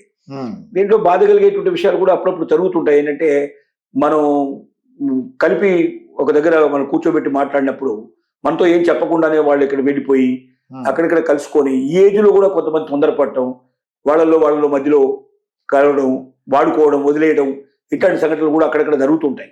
అది చెప్పినప్పుడు బాధ వేస్తుంది. ఎందుకంటే మరి నువ్వు ముందే చెప్తాం, మేము చాలా జాగ్రత్తగా చెప్తాం, ఇలాంటివన్నీ జరుగుతున్నాయి, జాగ్రత్త పడని చెప్తాం. అయినా కూడా అన్నేళ్ళు ఓపిక బట్టి ఉంటారు కదా, మధ్యలో గ్యాప్ చాలా వస్తుంది, 50 ఏళ్ళు 70 ఏళ్ళు 20 ఏళ్ళు 30 ఏళ్ళు గ్యాప్ ఉంటుంది. కాబట్టి ఇక దొరకడంగానే వాళ్ళకి ఇక ఆనందం, సంతోషం, వాటితో ఎక్కువసేపు గడపాలని ప్రయత్నం చేసే వాళ్ళు ఉంటారు. కొంతమంది ఆ తర్వాత వాళ్ళ కోరికలు సంఖ్యలు తెచ్చుకొని పారిపోయే వాళ్ళు ఉంటారు. ఇట్లాంటివి ఏమన్నా అక్కడ కూడా సంఘటనలు జరుగుతుంటాయి. అలాంటి కొంచెం బాధ కలిగేటువంటి పరిస్థితులు ఏర్పడతా ఉంటాయి అప్పుడు. అంటే ఇప్పుడు ఏమన్నా ఇబ్బందికర పరిస్థితి అంటే అయ్యో మిమ్మల్ని ఇబ్బంది పెట్టిన పరిస్థితులు ఏమైనా వచ్చాయండి ఎప్పుడన్నా? ఇబ్బంది అనేది ఇబ్బంది మీకు ఇబ్బంది పర్సనల్ గా అని కాదు, కానీ సక్సెస్ అనేది చాలా ఆనందాన్ని ఇస్తుంది, ఫెయిల్యూర్ ఎప్పుడు బాధనిస్తుంది. ఇలాంటి సంఘటనలు ఏమైనా చెప్పినప్పుడు, ఒక సంఘటన జరిగిందనుకోండి, ఎవరో వచ్చి నన్ను వాడుకొని వదిలేశారని ఎవరైనా చెప్పారనుకోండి, అసలు ముందు వెళ్ళకూడదు. అలాంటి మ్యారేజ్ అయ్యేదాకా మీరు ఎటుపోయి వెళ్ళదు. ఇక్కడ కూడా యంగ్లోనే ఉంటారని కాదు, ఈ ఏజ్ లో కూడా తొందరపడే వాళ్ళు ఉంటారు, ఈ ఏజ్ లో కూడా అవసరం ఉండేవాడు. ఇప్పుడు కోరికలు ఆగిపోతాయని చెప్పడానికి వీలేదండి. 90 ఏళ్ల దాకా 95 ఏళ్ల దాకా కూడా కోరికలు ఉన్నా ఆశ్చర్యపడాల్సిన అవసరం లేదు. మనము వెస్టర్న్ కంట్రీస్ లో అయితే చూస్తున్నాం, 95 కాదు 100 ఇయర్స్ ఉన్న వాళ్ళు కూడా ఇంకా సంసారం చేస్తున్నట్టుగా, ఇంకా వాళ్ళు శారీరక అనుభవాలు వాళ్ళకు ఉన్నట్టుగా మనకు తెలుస్తోంది. కాబట్టి ఏజ్ పెరిగింది కాబట్టి, వృద్ధుడు అయిపోయినాడు కాబట్టి వాడిలో ఏ ఉండదు ఇలాంటి కోరికలు అనుకోవడం కరెక్ట్ కాదు. కాబట్టి మీరు ఒక యంగ్ మ్యాన్ దగ్గరికి వెళ్ళినప్పుడు ఎలాంటి జాగ్రత్తలు తీసుకుంటారో, ఒక ఓల్డ్ మ్యాన్ దగ్గరికి వెళ్ళినప్పుడు కూడా అదే జాగ్రత్తలు తీసుకోవాలి. ఆడవాళ్ళ విషయంలో అయినా మగవాళ్ళ విషయంలో వాళ్ళని బ్లాక్మెయిల్ చేయడం కానీ, వీళ్ళని బ్లాక్మెయిల్ చేయడం కానీ, వివాహానికని ముందర, బంధం ఏర్పడడానికని ముందర ఇలాంటివన్నీ జరిగితే మాత్రం చాలా ఘోరమైన విషయాలు. అలాంటివి ఎప్పుడూ బాధాకరమైన విషయాలే. అలాంటి జాగ్రత్తలు ప్రతి ఒక్కరు తీసుకోవాలి. ఏ ఏజ్ లో అయినా జాగ్రత్త తీసుకోవాల్సిందే. ఎంత దూరం ఉండాలో ఆ దూరం పాటించి, ఒకసారి ఇద్దరు ఒకటే అనుకొని పబ్లిక్ గా మనం ఏకమై, ఒక చట్ట ప్రకారం మనం ఏకమైనప్పుడు అప్పటి నుంచి ఆ స్వేచ్ఛను మనం అందుకోవడంలో తప్పు లేదు. కానీ అందుకన్నా ముందు తొందరగా ఆలోచించడం అనేది కరెక్ట్ కాదు. కృష్ణారెడ్డి గారు, రీసెంట్గా ఒక స్వయంవరం చూశానండి. అక్కడికి ఏదో ఇంటర్వ్యూ తీసుకుని వెళ్తే అతనికి 58 ఏళ్ళు అటండి, భార్య చనిపోయింది. ఇంకో అతనికి 72 ఏళ్ళు, భార్య చనిపోయింది. ఈ ఇద్దరు కూడా ఆ స్వయంవరం అన్నారట, పిల్లలు పుట్టే ఆడపిల్లలు కావాలని. అంటే బహుశా వాళ్ళకి ఆస్తి ఉండొచ్చు. బహుశా అక్కడ ఉన్న ఆడవాళ్ళందరూ తిట్లు అనమాట అండి. అట్లా తిట్టాల్సిన అవసరం లేదు. నేనేమంటున్నా అంటే, ఇప్పుడు 2-3 రకాలు ఉన్నాయి దీంట్లో. చాలా మంది అర్థం చేసుకోలేకపోతున్నారు. వాడి దగ్గర ఆస్తి ఉంది, 50 ఏళ్ళు 70 ఏళ్ళు ఉంది, అతనికి 70 ఏళ్ళ వయసు ఉంది, ఆస్తి ఉంది. ఈ ఆస్తిలో ఉన్నప్పుడు ఏమిటంటే, ఈ ఆస్తికి వారసులు కావాలనిపిస్తుంది. ఎవడికో పోయేదానికన్నా ఈ ఆస్తి తనకు భార్యగా వచ్చిన వాళ్ళకి ఎంత తింటారు, ఏదో కొద్ది తింటారు, మిగతాది ఉంటుంది కదా, చాలా ఆస్తి ఉంది అనుకోండి. తర్వాత వారసులు కావాలనే కోరిక చాలా మందికి ఉంటుంది. నేను చనిపోయిన తర్వాత నా పేరు నిలబెట్టే ఒక వ్యక్తి కావాలనే కోరిక ఉంటుంది. ఈ వారసుల్ని కనగలిగే శక్తి ఆ ఏజ్ లో ఉందా లేదా అని ఒక అనుమానం ఉండే పరిస్థితి ఉండొచ్చు. కానీ కొంతమందికి శారీరకంగా కెపాసిటీ ఉంటుంది. 70 కాదు 80 ఏళ్ళు. మీకు చూసారు కదా, గుంటూరు జిల్లాలో 70 ఏళ్ల పైన ఉండేటువంటి స్త్రీ, 80 ఏళ్ల పైన ఉండేటువంటి పురుషుడు ఇద్దరు కలిసి కౌల పిల్లలు కన్నారు. మీకు ఒక 2 ఏళ్ల క్రితం మొత్తం పెద్ద వార్త టీవీ ఛానల్స్ లో అన్నిటిలో మోగిపోయింది. ఆ ఏజ్ లో కూడా సాధ్యం అవుతుంది. అయితే దానికన్నా ఇంకొక అవకాశం కూడా ఉంది. ఇప్పుడు పురుషుడి దగ్గర నుంచి కావలసిన వీర్యాన్ని తీసి స్త్రీకి గర్భానికి ఎక్కించేస్తే ఆటోమేటిక్గా పిల్లలు పుట్టే అవకాశాలు ఉన్నాయి. తను శారీరకంగా సంతృప్తి పరచలేని పరిస్థితి ఉండొచ్చు, కానీ వీర్య ఉత్పత్తి అనేది ఎప్పటిదాకా జరుగుతుందో చెప్పలేము. కొంతమందిలో 90 దాకా కూడా జరిగే అవకాశం ఉంది. కొంతమందికి 50-60లో కూడా ఆగిపోయే అవకాశాలు ఉన్నాయి. శారీరక తత్వాన్ని బట్టి, జీన్స్ని బట్టి ఉంటుంది. అది మొత్తం మనకు చాలా మంది దీని గురించి సైన్స్ అంతా చెప్తోంది మనకు. కాబట్టి అలా కూడా కోరిక ఉండొచ్చు. పిల్లల్ని కలగలిగే శక్తి ఉండేటువంటి అమ్మాయి అయితే నా వీర్యాన్ని తీసి ఆవిడకి గర్భధారణ చేసే అవకాశం ఉంటుంది అనే భావం కూడా ఉండొచ్చు. లేక శారీరకంగా అతను ఇంకా పునరుత్పత్తి చేయగలిగేటువంటి కెపాసిటీ ఉండేటువంటి వ్యక్తి కూడా కావచ్చు. కాబట్టి వయసులో ఉండేవాళ్ళు పిల్లల గురించి మాట్లాడడం కానీ, నవ్వడం కానీ, అసహించుకోవడం కానీ కరెక్ట్ కాదు. అంటే ఎందుకు చేసుకుంటారు మరి? ఊరికే బొమ్మలాగా కూర్చోబెట్టుకోవడానికి చేస్తారని అనుకోలేం కదా. కలిసిన తర్వాత ఎవరైనా శారీరకంగా కలవడం అంటే నేను అదే చెప్తున్నా, ఒక మనిషి మీద ఇంకొక మనిషి చెయ్యేసి పడుకున్నా, స్పర్శించిన దాంట్లో ఒక ఆనందం వేరుగా ఉంటుంది. కలిసి భోంచేసిన మాట్లాడుకుంటూ ప్రతి ఒక్క దాంతో ఆనందం పొందొచ్చు, సంతోషం పొందొచ్చు. మానసికంగా శారీరకంగా ఒక వ్యక్తి ఒక పక్కన ఆ మీద చెయ్యేసి పడుకొని, ఒకరినొకరు కౌగులించుకొని పడుకొని, ఒకరి కళ్ళల్లోకి ఒకరు చూసి కూర్చున్న దాంట్లో కూడా గొప్ప ఆనందాన్ని కుదిరే అవకాశం ఉంది. ఒక స్పర్శలో ఉన్నంత ఆనందం ఈ ప్రపంచంలో వేరే దాంట్లో దొరకడం కూడా కష్టం అనే పరిస్థితి ఏర్పడుతుంది. మరి గుడ్డివాళ్ళు కూడా ఇవాళ ఆనందం అనుభవిస్తున్నారుగా. మరి గుడ్డివాడు ఆనందం ఎట్లా అనుభవించగలుగుతాడు? స్పర్శ నుంచి ఆనందం అనిపిస్తాడు. గుడ్డివాడు పిల్లల్ని కంటున్నారుగా, ఎలా కనగలుగుతున్నారు? అవునండి. ఇప్పుడు నాకు నిజంగానే నాకు ఒక ఫోన్ వచ్చిందండి. ఆయన గవర్నమెంట్ బ్యాంక్ ఆఫీసర్ అన్నమాట. ఆయన బ్లైండ్. ఒక అమ్మాయి, అతను 30 సంవత్సరాలంట. పెళ్లి చేసుకోవడానికి రెడీగా ఉన్నారంట. ఎవరన్నా ముందుకు వస్తారంటే వస్తారని అనుకుంటున్నాను నేను. ఆయనకి కళ్ళు లేవు, కానీ బ్యాంక్ ఆఫీసర్ అండి ఆయన. 30 సంవత్సరాలు, ఒక బీసీ క్యాస్ట్. అటువంటి పెళ్లి చేసి చాలా మంది చేసుకున్నారు ఏంటంటగా. చాలా మంది ఇప్పుడు ఫిజికల్లీ హ్యాండిక్యాప్డ్గా ఉన్నవాళ్ళు, అడుక్కునే వాళ్ళకి పెళ్లిళ్ళు జరిగినాయి, ఉద్యోగం దొరికిన వాళ్ళకి పెళ్లిళ్ళు జరిగినాయి, కాస్త కూస్తో వెనక ఆస్తులు ఉన్న వాళ్ళకి పెళ్లిళ్ళు జరిగినాయి. అంటే భార్యను పోషించుకోగలిగే శక్తి ఉన్నట్టు వాళ్ళకి దొరికే వాళ్ళు ఉన్నారు. గంతకు దగ్గ బొంత అని చిన్న పూర్వకాలను అన్నారు. ఇప్పుడు నేను ఏమంటున్నా అంటే, అవకాశం ఉన్న వాళ్ళకి వాళ్ళ వాళ్ళ అవసరాలను బట్టి కూడా వాళ్ళు వివాహాలు చేసుకునే అవకాశం, అర్థం చేసుకునే వాళ్ళు కూడా ఉండొచ్చు. వాళ్ళతో పాటు చిన్నప్పటి నుంచి క్లాస్మేట్ అయి ఉండొచ్చు, పెరిగిన వాళ్ళు అయి ఉండొచ్చు, ఇరుగు పొరుగు వాళ్ళు అయి ఉండొచ్చు, లేక మేనరికంలో ఉండేవాళ్ళు ఉండొచ్చు. ఒక్క కళ్ళు లేకపోయినా మిగతాదన్నీ చూసి అతన్ని అబ్జర్వ్ చేసి, ఎంత మంచి మనిషి, ఇంత బాగా చదువుకున్నవాడు, ఇంత నాలెడ్జ్ ఉన్నవాడు, ఇట్లాంటి వ్యక్తి నా జీవితంలో భర్తగా వస్తే అతన్ని నేను దారి చూపించి అతనితో పిల్లల్ని కని అతనికి ఒక గొప్ప జీవితాన్ని నేను ప్రసాదించవచ్చు అన్న త్యాగ మనుషులు కూడా చాలా మంది, త్యాగమూర్తులు కూడా ఉండొచ్చు. ఏది ఎట్లా ఉంటుందో మనం చెప్పలేం. అన్నిటినీ 2x2 అనేది మీకు అంకెల్లో మాత్రమే 4 అని కనబడుతుంది, కానీ జీవితంలో అలా ఉండదండి. అది ఏదైనా సాధ్యమయ్యే అవకాశాలు ఉంటాయి. గొప్పగా ప్రారంభమైన జీవితం చప్పగా ముగించవచ్చు, చప్పగా ప్రారంభమైన జీవితం గొప్పగా ముగించవచ్చు. ఏదైనా జరగడానికి ఆస్కారం ఉంటుంది. ఓకే కృష్ణారెడ్డి గారు, మనకు మహారాష్ట్ర నుంచి నాకు ఫోన్ కాల్ వచ్చింది. అది ఆవిడేమో గవర్నమెంట్ ఆఫీసర్ అంట. ఆవిడకి 30 సంవత్సరాలు అంతా ఉంది, కానీ ఏదో క్యాన్సర్ ఉందటండి. జీవితాంతం టాబ్లెట్ వేసుకోవాలంట. ఆ క్యాన్సర్ ఇంకా స్ప్రెడ్ అవ్వకుండా ఉంటుందంట. గవర్నమెంట్ ఆఫీసరే 30 సంవత్సరాలు. అటువంటి వాళ్ళు దొరుకుతారంటారా? దొరకరని చెప్పడానికి వీలు లేదండి. ఎవరు ఎట్లా దొరుకుతారో ఎవరు తెలియదు. అసలు ఒక మనిషిని ఇంకో మనిషి ఎందుకు ఇష్టపడతాడో ఎవరు తెలియదు. చాలా మంది అనుకుంటారు కదా, అందంగా ఉంటేనే అందరు ఇష్టపడతారు అనుకోండి. కొందరు అందాన్ని కాదు, మనసును చూస్తారు, వాళ్ళ ప్రవర్తన చూస్తారు, వాళ్ళ మంచితనాన్ని చూస్తారు, వాళ్ళు తనకు చేసిన సహాయాన్ని కూడా గుర్తుపెట్టుకునే వాళ్ళు ఉంటారు. ఆపదలో ఉన్నప్పుడు సాయం చేసిన వ్యక్తి ఉంటాడు. అలాంటి వ్యక్తిని అందిపుచ్చుకునే అవకాశం ఉంటే వదిలిపెట్టకుండా కావాలని కోరుకునే వాళ్ళు ఉంటారు. అందరూ ఒకే రకమైన లెక్కలు వేసుకోరు ఇక్కడ. ప్రతి ఒక్కరూ డబ్బే లెక్కేస్తారని, ప్రతి ఒక్కరూ అన్నాన్ని లెక్కేస్తారని ఇలా కాదు. ఈ లెక్కలు మారుతాయి. ఈ లెక్కలు మనిషిని బట్టి మారుతాయి, మనసుని బట్టి మారుతాయి, ప్రాంతాన్ని బట్టి మారే అవకాశాలు ఉంటాయి. ఇప్పుడు కొన్ని కులాల్లో మీకు ఇప్పుడు హిందువులు ఉన్నారు. హిందువుల్లో అక్క కూతుర్ని పెళ్లి చేసుకుంటే మామూలు కోడల వరుసల్లో పెళ్లి చేసుకుంటారు. కానీ ముస్లింలలో అది తప్పు. ముస్లింలో అన్న కూతుర్ని పెళ్లి చేసుకునే అవకాశం ఉన్నాయి. అన్న కొడుకుని పెళ్లి చేసుకుంటారు. ఇట్లాగా వాళ్ళకి అక్క అంటే కూతురు కన్నా కూడా కొడుకుకి, అంటే అటువైపు వాళ్ళిద్దరు బంధం కలుపుకుంటారు, వీళ్ళిద్దరు బంధం కలుపుకోరు అక్కడ. అలాగే లంబాడి అనే ఒక కులం ఉంది, జాతి. ఆ జాతి లోపల అన్న చనిపోతే లేదా తమ్ముడు చనిపోతే తమ్ముడి భార్య అన్న దగ్గరికి వచ్చేస్తుంది, అన్న చనిపోతే భార్య తమ్ముడి దగ్గరికి వచ్చేస్తుంది. ఆటోమేటిక్గా పిల్లలు సంవత్సరాన్ని తీసుకుని వచ్చేస్తుంది. ఇది ఆచారం. ఇంకా వేరే పెళ్లిళ్ళు గిళ్ళు ఏముండవు. ఇక డైరెక్ట్ గా వీడితో పాటుగా వాళ్ళు కాపురం పెట్టడమే. అది యాక్సెప్టబుల్, అది తీసుకోవాలి కూడా, అది ధర్మం, వాళ్ళ ధర్మం, అది సాంప్రదాయంగా వస్తుంది అట్లాగే.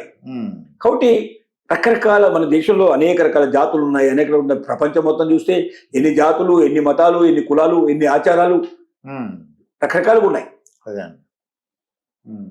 ఇప్పుడు మన పూర్వకాలం చూసుకుంటే రాచరికంలో కూడా వాళ్ళు అన్న చెల్లెళ్ళు మ్యారేజ్ చేసుకున్నట్టుగా ఉంది.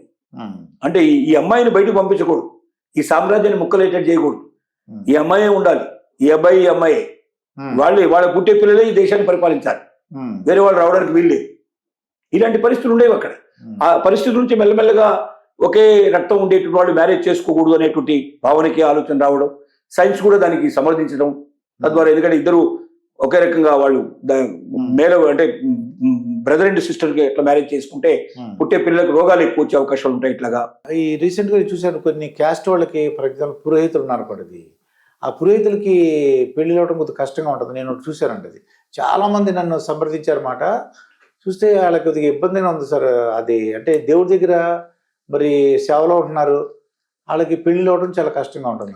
అక్కడ పెళ్లిళ్ళు కావడానికి కారణం ఇది అని మనం చెప్పడానికి వీలు పడదండి. కారణం ఏంటంటే ముఖ్యంగా జాతకాలు వాళ్ళ దాంట్లో పెద్ద సమస్య. జాతకాలు బ్రాహ్మణ్స్ ఇట్లా కొన్ని కొన్ని కొన్ని కాస్టుల్లో వాళ్ళ జాతకాలకు ఎక్కువ పట్టింపిస్తారు. జాతకాలు కదలవు అనుకోండి, వీళ్ళ పుట్టిన బట్టి వీళ్ళ తీరి వార నక్షత్రాలను బట్టి వాళ్ళది ఉంటాయి, కలగకపోతే మ్యారేజ్ చేసుకోరు వాళ్ళు. శాఖలు కానీ శాఖలు ఇలాంటివి ఉంటాయి. వాటి వల్ల చాలా తక్కువ వాళ్ళలో సంబంధాలు కుదరడం చాలా కష్టం వాళ్ళతో ఉంటుంది, చాలా అరుదుగా కుదురుతాయి. అంతేగాని దేవుడి సేవలో అంత గొప్పగా పూర్వకాలంలో ఉన్నట్టుగా దేవుడి రోజు దేవుడిని తూడ్చి దేవుడిని కడిగి మంత్రాలు చదివినంత మాత్రంలో దేవుళ్ళు లీనమైపోయేటువంటి వాళ్ళు ఈ రోజుల్లో తక్కువ మంది. దాన్ని ఒక వృత్తిగా తీసుకొని తన మంత్రం చదవడం తన ధర్మం, అది శుభ్రం చేయడం తన ధర్మం అని దాన్ని ఒక అలవాటుగా ఒక మామూలు పనిలాగా ఒక యంత్రంతో పనిచేసినట్టుగా చేస్తున్నారు తప్ప ఇంకా పూర్వకాలంలో మనం చెప్పినట్టుగా ఆ దేవుడికి అంకితం అయిపోయి ఇంకా వాళ్ళలో అసలు శారీరకంగా ఏ అవసరాలు లేని పరిస్థితి ఏర్పడి పూర్తిగా చచ్చుబడిపోయి పూర్తిగా దేవుడే దాన్ని ఆవహించినట్టుగా తనకి ఇంకా మ్యారేజ్ అక్కర్లేదని చెప్పేటి వాళ్ళు ఎంతమంది నాకు డిక్లేర్ చేసి చూడండి మీరు. వాళ్ళ అవి మనకు అందులో కనబడతాయి, ఎక్కడో పాత పురాణాల్లో కనబడతాయి. అని మనకు ఇప్పుడు ఏం లేదు. బ్రాహ్మణ వృత్తి కూడా ఒక వృత్తి, అది తను వివాహాలు చేయడం కానీ, లేకపోతే దేవుడి దగ్గర ఉండే బ్రాహ్మణులు అర్చకులు అంటాం మనం. అర్చకుడు చేసే పని అర్చకుడు చేస్తాడు. అదే మనం 8 గంటలు డ్యూటీ లాగానే వాళ్ళు కూడా పొద్దున 4 గంటలు సాయంత్రం 4 గంటలు ఒక డ్యూటీ చేసుకుంటారు. కాబట్టి మిగతా టైంలో వాళ్ళు పిల్లల్ని కంటున్నారు, వాళ్ళు పిల్లలు పెరుగుతున్నారు, వాళ్ళు మళ్ళీ అదే అర్చకత్వంలో వచ్చేవాళ్ళు తక్కువ మంది ఉన్నారు, వేరే వాళ్ళకి వెళ్ళిపోతున్న వాళ్ళు చాలా మంది ఉన్నారు. ఇంకెందుకు ఇప్పుడు ఎన్టీ రామారావు గారు వచ్చిన తర్వాత ఈవెన్ మీకు దళితుల్లోంచి కూడా చాలా మందిని బ్రాహ్మణులుగా మన పూజారులుగా తీసుకున్నాడు. ట్రైనింగ్ ఇచ్చారు వాళ్ళకి వేద పాఠశాలలో వాళ్ళు చదివించి వాళ్ళని పూజారులు చేశారు. అంటే బ్రాహ్మణులే పూజారికి అవసరం లేదు. ఇంకా కొన్ని ఆలయాల్లో లింగాలతో అట్లాంటి ఆలయాలు ఉన్నాయి, అట్లాంటి వాటిలో వేరు కులాల వాళ్ళు అక్కడ అర్చకులుగా ఉంటారు. కాబట్టి కులానికి మతానికి చేసే వృత్తికి శారీరకమైన సంబంధాలకి సంబంధం లేదు.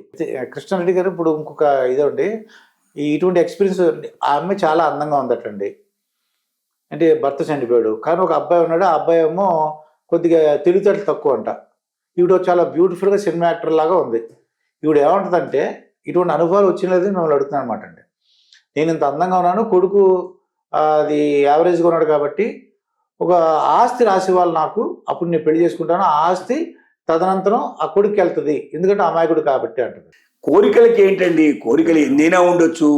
కోరికలు కోరడానికి నేను కోట్లు కావాలని కోరుకోవచ్చు, లేకపోతే గొప్ప నాకు అమెరికన్ ప్రెసిడెంటే నాకు మొగుడు కావాలని కోరుకోవచ్చు. కోరడానికి ఎంతసేపు అండి, కోరడానికి ప్రతివాడు కోరుతాడు. కానీ అక్కడ ఉన్న అర్హతలు ఏమిటి? నువ్వు ఒక అందంగా మాత్రమే ఉన్నావు, ఇంకా ఏమైనా ఉన్నాయా నీ దగ్గర అర్హతలు? నీ కొడుకును ముందు భరించడానికి సిద్ధపడేటువంటి వాడు అవతల వాడు రావాలి కదా. ముఖ్యంగా చాలా మంది మగవాళ్ళలో ఉన్న లక్షణం ఏంటంటే ఈ బాధ్యతలు తీసుకోవడానికి చాలా తక్కువ మంది ముందుకు వస్తున్నారు. అది బాధ్యతలు ఇష్టపట్ల యంగ్ గా ఉన్న వాళ్ళకి ఎక్కువ మంది బాధ్యతలు ఒప్పుకోవట్లా. ఎందుకంటే రేపొద్దు నేను నీకు పిల్లలు కావాలనుకుంటున్నాను, ఆల్రెడీ నీ దగ్గర ఉంటే, ఇప్పుడు అమెరికన్ కల్చర్ అట్లాంటి వాటిలో అయితే your children my children with played our children అంటారు. అంటే నీ పిల్లలు నా పిల్లలు కలిసి మన పిల్లలతో ఆడుకుంటున్నారు. అంటే పెళ్లి కాకముందే వాడికి ఇంకోరికి పెళ్లి అయి ఉంటుంది, వాడు కొంతమంది పిల్లల్ని తీసుకొస్తాడు, ఈవిడికి పెళ్లి అయింది ఈవిడ పిల్లల్ని తీసుకొస్తుంది, మళ్ళీ ఇద్దరు కలిసి మళ్ళీ గంటారు కొత్త వాడిని. అంటే నీ పిల్లలు నా పిల్లలు మన పిల్లలతో ఆడుకుంటున్నారన్న కల్చర్ అక్కడ ఉంది. ఇక్కడ అట్లా ఉండగలుగుతుందా? ఇక్కడ అంత సులభమా? ఎవరో కనిపెట్టినట్టు పిల్లల్ని, ఇంతకుముందే కన్నట్టు పిల్లల్ని తన బిడ్డగా భావించి, తన పిల్లలుగా భావించి అంత ప్రేమగా అంత అనురాగంగా చూసేవాళ్ళు ఎంతమంది ఉన్నారు? కాబట్టి వీలైనంతవరకు ఏంటంటే దీంట్లో రెండే, అతి చిన్న పిల్లలైనా కొంతవరకు అడ్జస్ట్ అవుతున్నారు, లేకపోతే బాగా పెరిగి పెద్దవాళ్ళు అయిపోయి మ్యారేజెస్ అయిపోయిన తర్వాత మామూలుగా బయటకు వచ్చి, అంటే పూర్తిగా ఒంటరిగా స్త్రీనైనా పెళ్లి చేసుకోవడానికి సిద్ధపడుతున్నారు. కానీ ఇంకా కొద్ది వయసు వచ్చినటువంటి పిల్లల్ని దగ్గర తీయాలంటే వాళ్ళకి వీళ్ళ నాన్న కాదని తెలుసు, వాళ్ళకి వీళ్ళ అమ్మ కాదని తెలుసు, వీళ్ళని అమ్మ అనలేరు నాన్న అని పిలవలేరు వాళ్ళు. పైపెచ్చి మా అమ్మ స్థానంలో మా నాన్న స్థానంలో వచ్చాడు వీడెవరో అని ఒక రకమైన అసహించుకునే పరిస్థితులు కూడా ఏర్పడుతుంటాయి. ఇవన్నీ సమస్యలు ఉన్నాయి దీంట్లో. ఈ సమస్యలన్నింటికీ అధిగమించడంలో ఒకటి, భర్త చనిపోగానే కొద్ది రోజుల్లో నిర్ణయం తీసుకొని చిన్నపిల్లలప్పుడే మ్యారేజ్ చేసుకుంటే, చిన్నపిల్లలు కాబట్టి చిన్నప్పటి నుంచే నాన్న అంటే ఈయనే నాన్న అనే పద్ధతిలో పెరుగుతుంటారు. వాళ్ళకి ఒక రకంగా ఆ ప్రేమలు పెరుగుతాయి. తర్వాత కాదని తెలిసినా కూడా అంతకాలం బాగా ఆప్యాయతలు పెంచుకుంటారు కాబట్టి కంటిన్యూ అయ్యే అవకాశం ఉంది. పూర్తి బాధ్యతలు అయిన తర్వాత ఇంకా వాళ్ళు వీళ్ళని పిలవాల్సిన అవసరం లేదు, వాళ్ళు పిలిపించుకునే ఆలోచనలో ఉన్నారు.